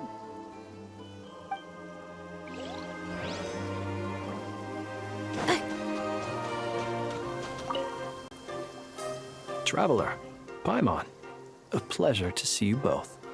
Friends! How's everything coming along? Fairly well, if I do say so myself. Personally, I am ready to confront Dottore head-on. Ooh, you sound much more serious than usual. To be honest, I am not usually fond of exercising my full strength. For one thing, it's hardly conducive to maintaining a low profile. Besides, I believe one should have the right to choose when to show their hand. I am conserving my strength until the moment of battle is upon us. Anything to boost our chances of victory. Seeing you get into the zone like this really puts Paimon at ease. Huh, Traveler? I consider it an honor to have your trust. Rest well. I look forward to seeing you both in your element during the battle.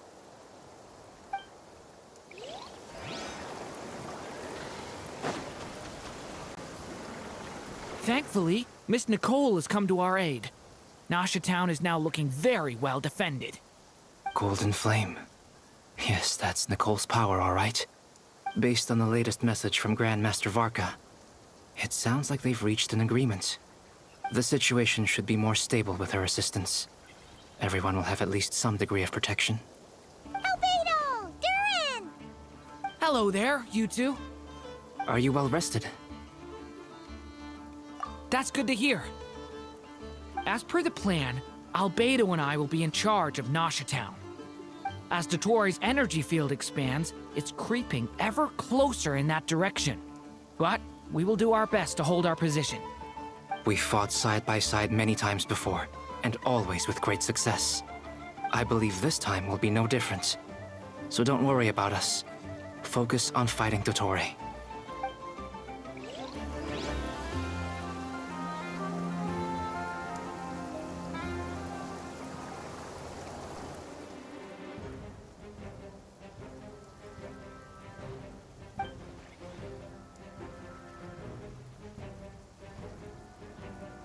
Here they come. That's quite a horde.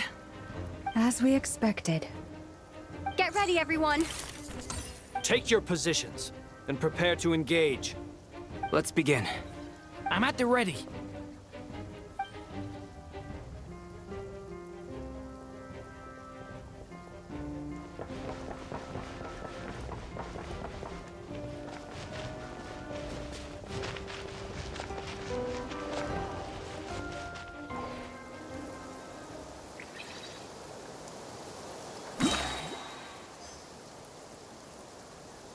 What a waste of time! Change of plan. Be silent.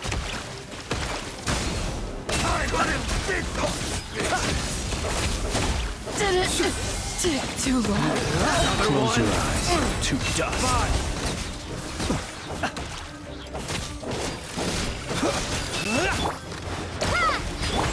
Be silent. Do you fear them?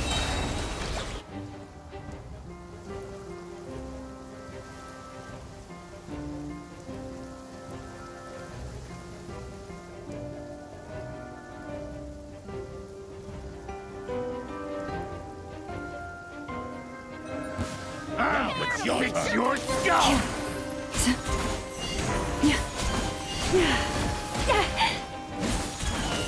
Fire rate!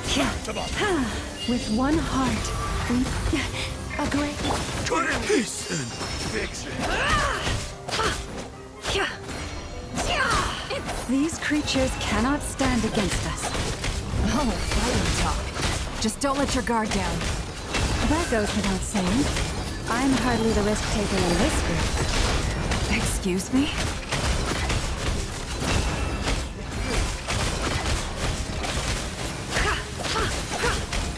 It all adds up.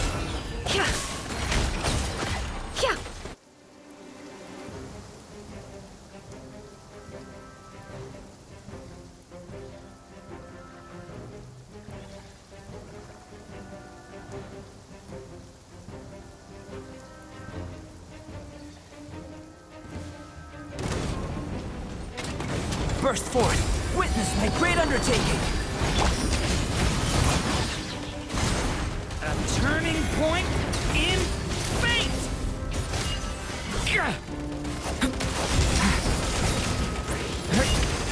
That was easier than I thought.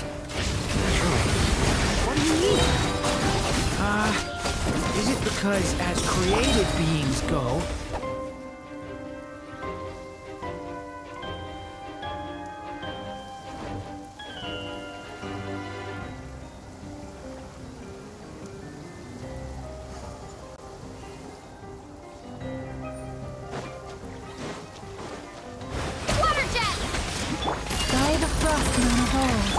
The night cometh. Observe, be silent. Too long.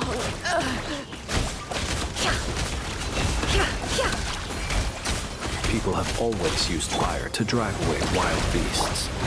Wouldn't a lantern work just as well? You read my mind, my dear friend. I was just about to say that. All right then, dear friend. Bring the light! Observe, be silent. To dust. No more lies.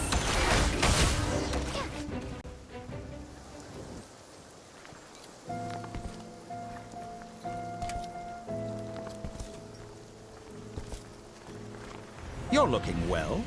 I trust you've had a good couple of days. Dottore.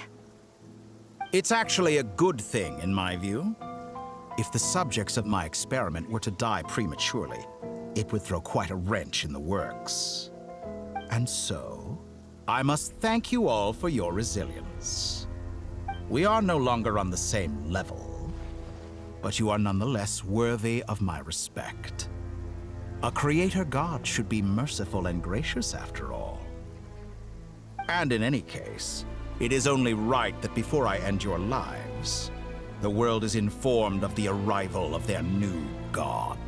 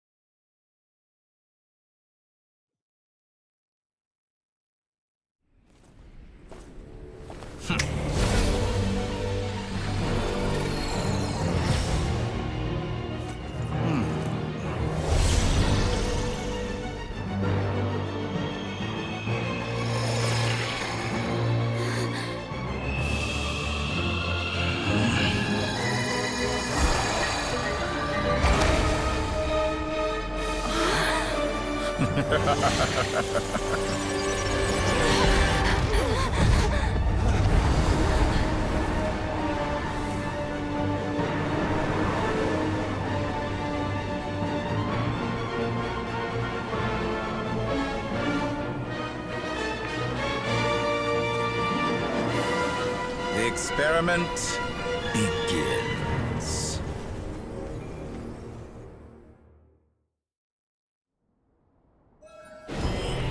With the marrow of the great moons in my hand, behold the false moons fall!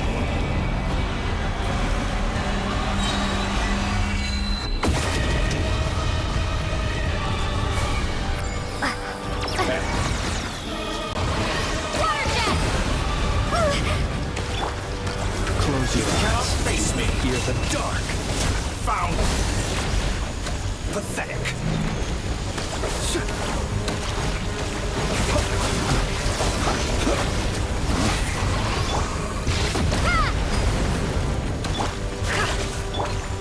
Leave this place. Such a simple attack, and you're already struggling. Be silent. Close your eyes. Keep it up. I'm still outdone. Water jet! First, like an ant in my palm. I've been moved inside another space, and it's sealed off. Looking at the structure of it, it seems like Dottore intends to trap us here. There's no exit. Our endurance is about to be put to the test.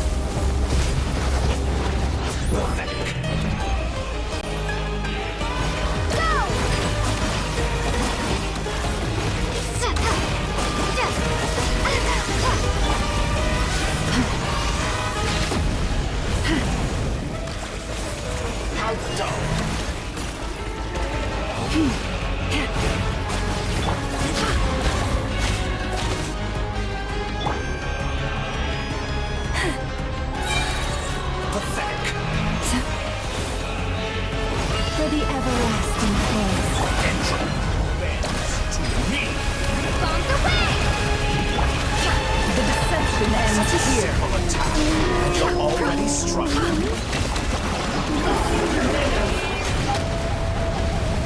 It all adds up. With the marrow of the moons in my hand, behold the false moons fall!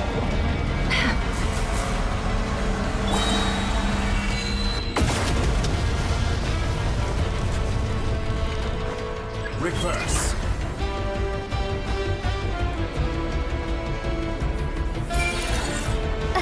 Tell me, where will you try scurrying off to next?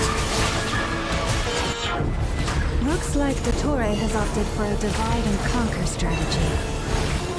But we will not allow him to triumph. Now, I shall pray for our victory.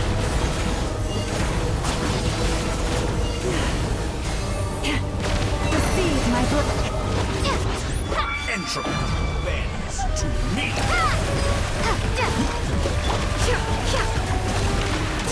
No more lies.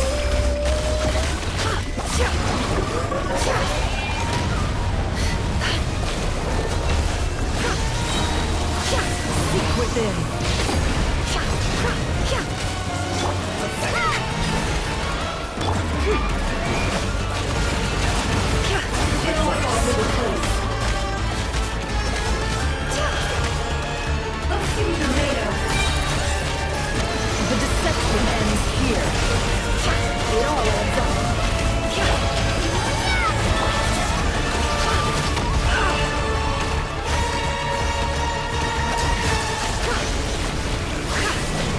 No more love.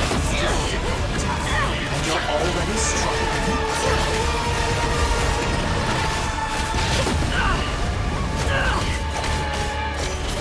Be annihilated, that which cannot stand against me.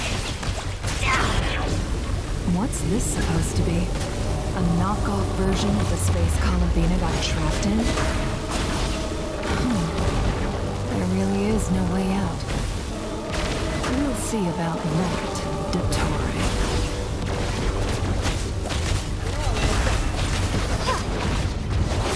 My fault. I had not intended to take your teammates from you. But you have a choice. Obey, and I can release them. An excellent deal, if you ask me.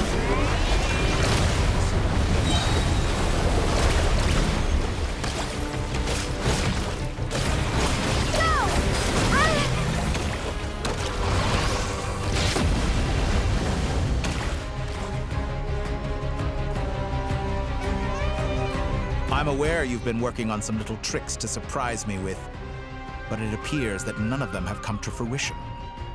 My guess would be that you're trying to bring coulbina back. But then, where is Sandrone? Or are you trying to buy time for her? I always found their friendship to be a curious phenomenon. Two highly incongruent personalities, and yet they share a deep connection. Speaking of coulbina, I once saw her as like a younger sister. We got along quite amicably while she was with the Fatui. But then one day she suddenly decided she would refuse to take part in any further experiments. To this day, I truly don't understand what I could have done to upset her so much. It's such a pity. I could have had a sister, a family. But alas, she grew to dislike me. You're not fit to be family to her. That I can't deny. So many people, all obsessed with playing out the same tired old dramas. This world is rotten to the core. And then there's you. You had every opportunity to reach the right conclusion.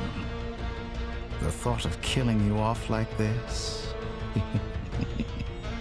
But I maintain that I approached you in good faith, so I will offer you another chance. Will you work with me? You have until I count to 10 to make your choice. 1, 2, 3. Not in a million years.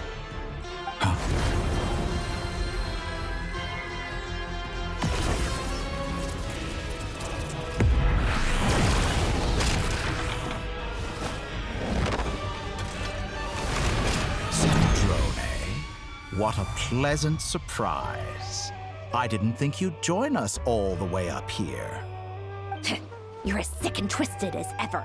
Don't fool yourself into thinking anyone's grateful for the chances you're offering them. Sandrone, the formula hasn't finished running yet.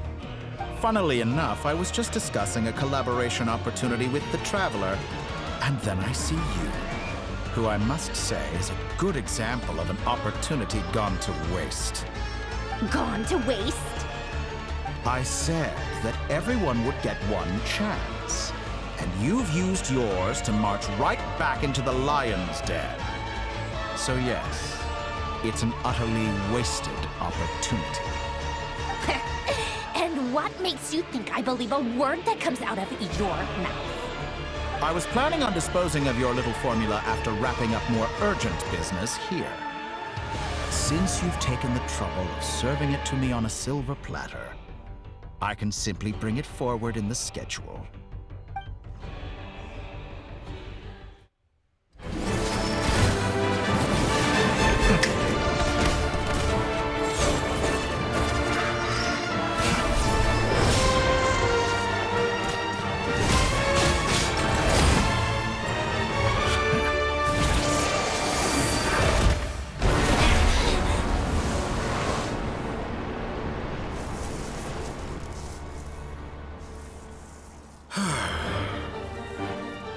Is this your life's work? This piece of trash?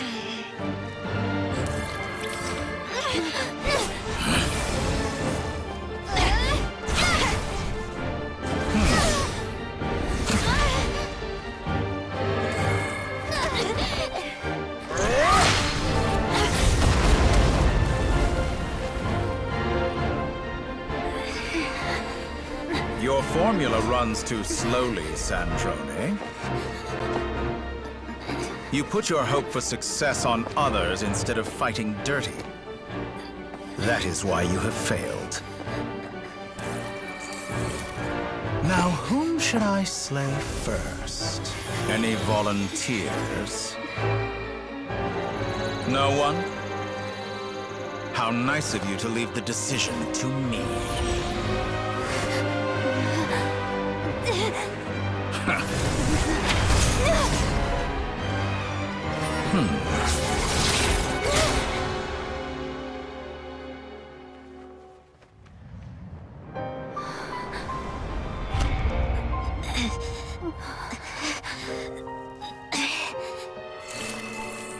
Oh, how unexpected.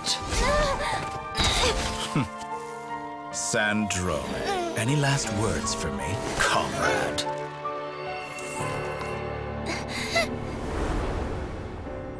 Is there anything you wish for? Not really.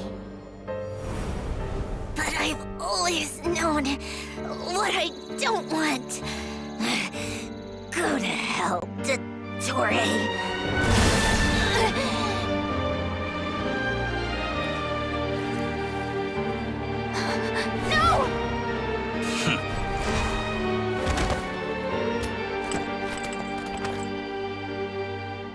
And now, you have failed.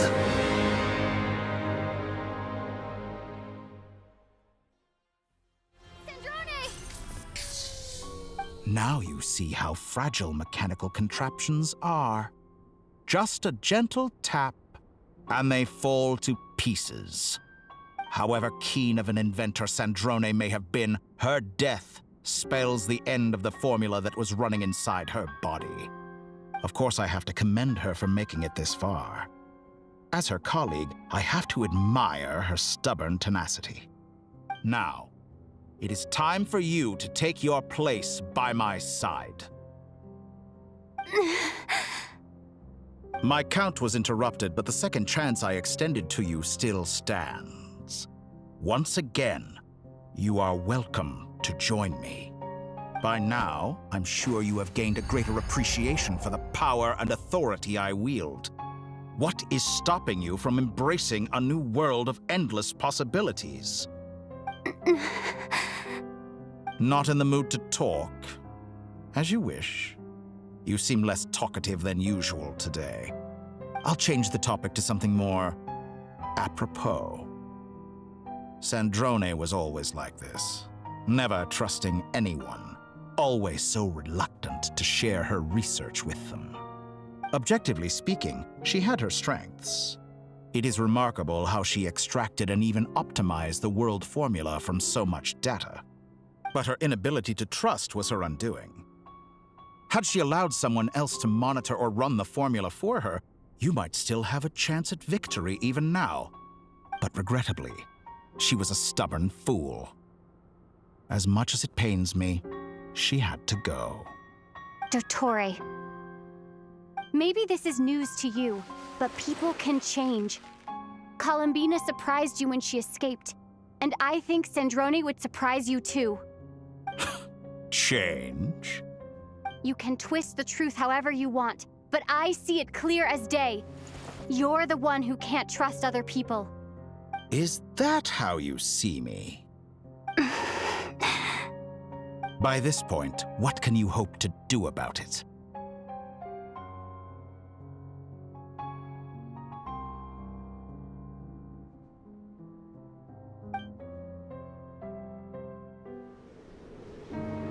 It is pointless to fight on. You've already lost. Wrong. You can't win this, Dottore.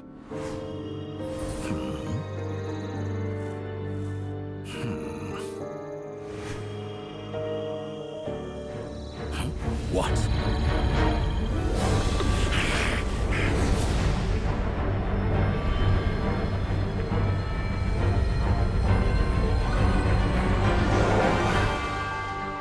My formula can get us 90% of the way. It will connect you to coulbina. Then, I will bring the formula's output to the traveler's side. For the last 10%, do whatever it takes.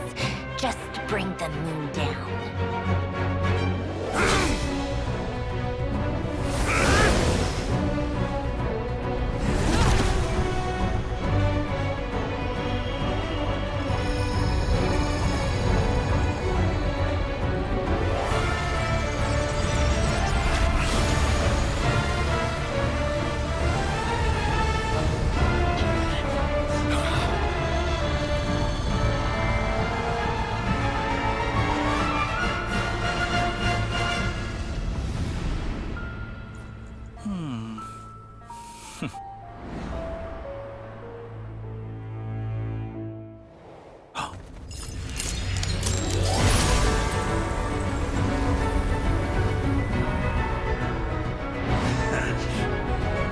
The moon will never be yours.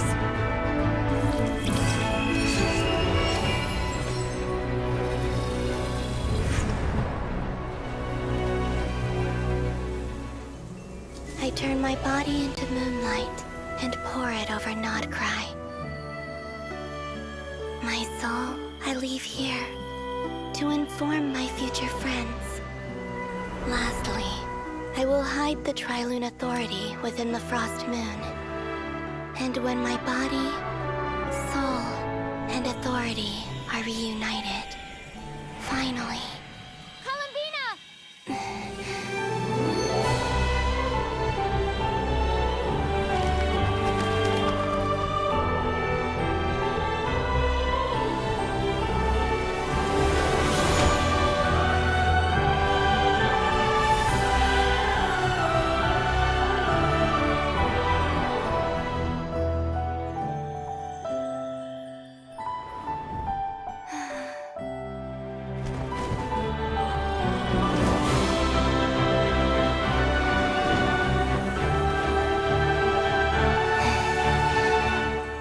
It's been too long.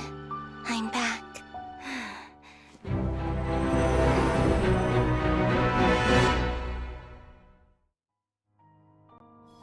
Stay focused on the battle, Traveler.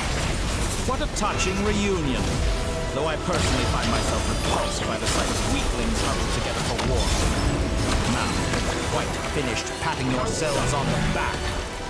Show me how long you can struggle before you drown.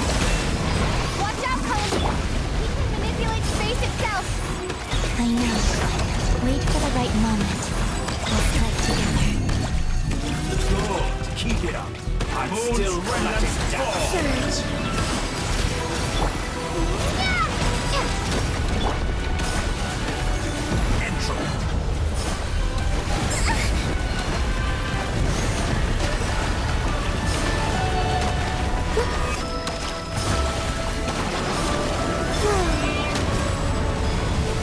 Did you honestly think that would hit me?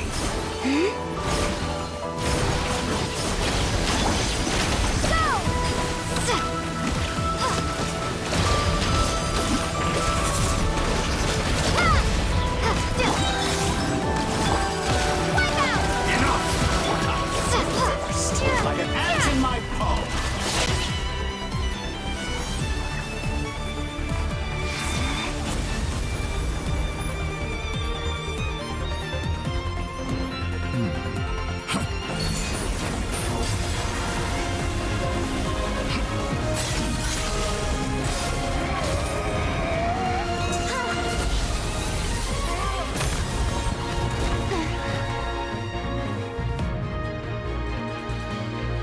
I grant you the new moon's blessing.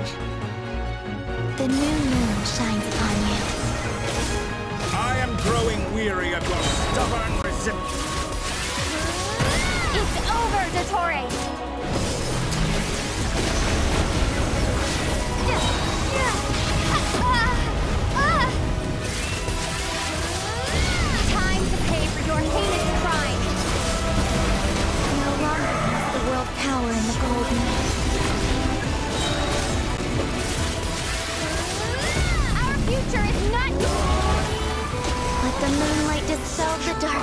wallow in this rock, decaying world!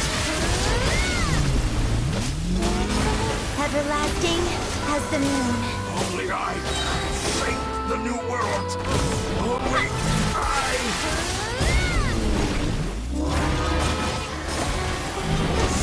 I wallow in this rotten, decaying world!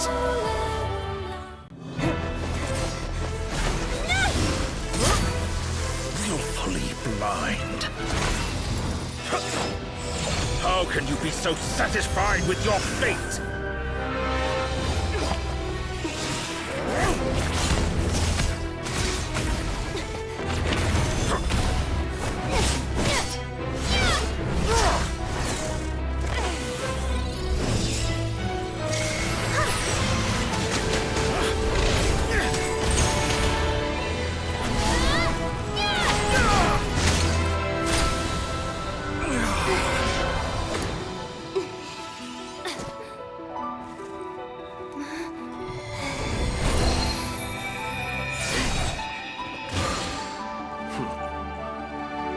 This battle was never about fate. It's about friends, family, and the home you stole from them. So dull. Only the weak rely on each other for comfort. You shall see. Once I transcend fate, you will be nothing but fodder for my grand experiment! That will never happen.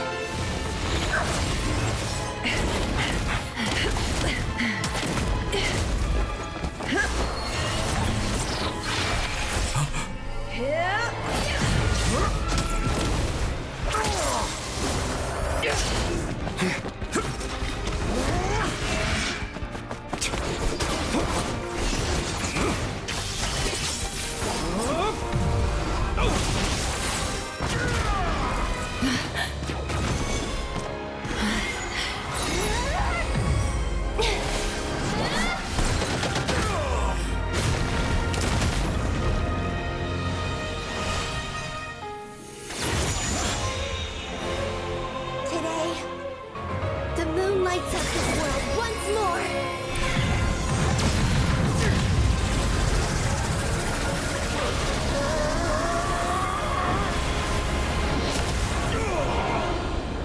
This loathsome world.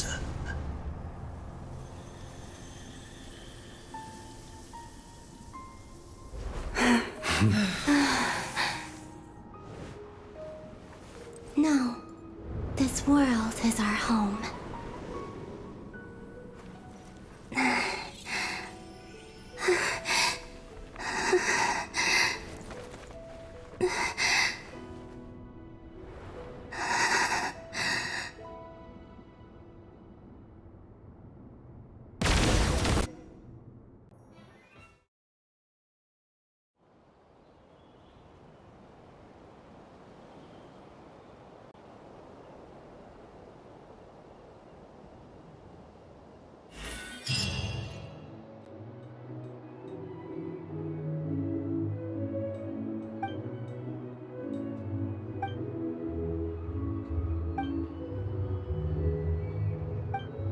No, you're doing it wrong. The moon looks like this now. What are you drawing, children? The new moon, Mom. It looks different than before, doesn't it? Also... Can I go buy a sugar sculpture today? Please? Just one? All right. I suppose today is a special day after all. Almost like a festival. Extra, extra! Get the latest Nasha Express here! Post-disaster report! Nasha Town reborn beneath a new moon! The voyage begins today! The future looks bright thanks to the League. Want a copy? I knew things would be different, but I didn't think that would include the moon. They say a new moon goddess has been born. A new moon goddess? Who's saying that? The Frost Moon Scions? I guess so. I'm not too clued up on the details. As far as I'm concerned, the moon's still in the sky and it's business as usual. Hey, since we've come all this way, shall we grab ourselves a free meal while we're here? Are you a convert now? Or are you just here for the free lunch?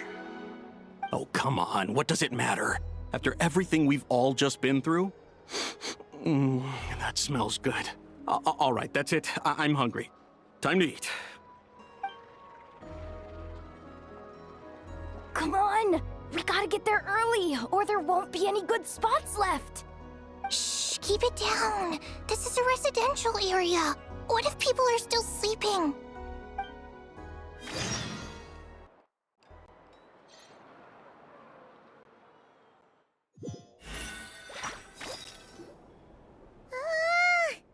Why is it so noisy outside?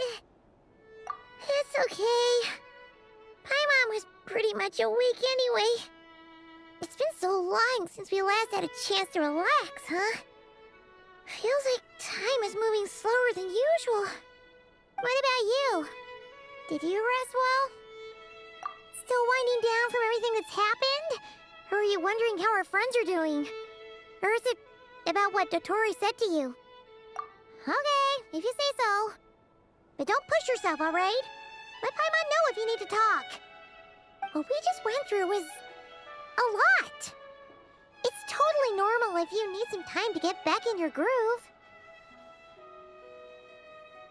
Luanatar disappeared after coulbina came back. Apparently, she was part of coulbina's soul or something. Still, Paimon kind of misses Luanatar somehow. But anyway, you did great. So did Paimon. We all worked our butts off to contain this disaster, and in the end, we made it. So, chin up, Traveler. You should be proud of yourself. Hey! Don't poke fun. You should be glad that Paimon's growing as a person.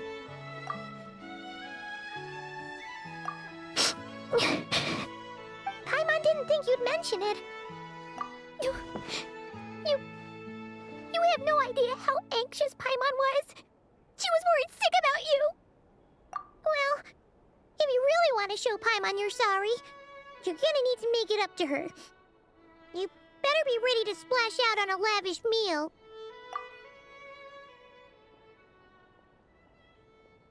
Phew. Okay. Paimon's full now. Huh? Oh, well... Hey there, Traveler and Paimon! Good morning! Morning, Yehoda! Here for some breakfast? Oh, I've already eaten. Just need some water. I was mostly worried you might forget what day it was today. So, I came over to remind you. Careful there, Paimon. Too much food will make you drowsy. Don't let anyone catch you hiding at the back and nodding off during the League meeting. Yeah, she'd probably be saying that to Aino. She's the baby of the group, if anyone. True. You know, I'm surprised that all these competing groups are actually coming together to try to solve things together.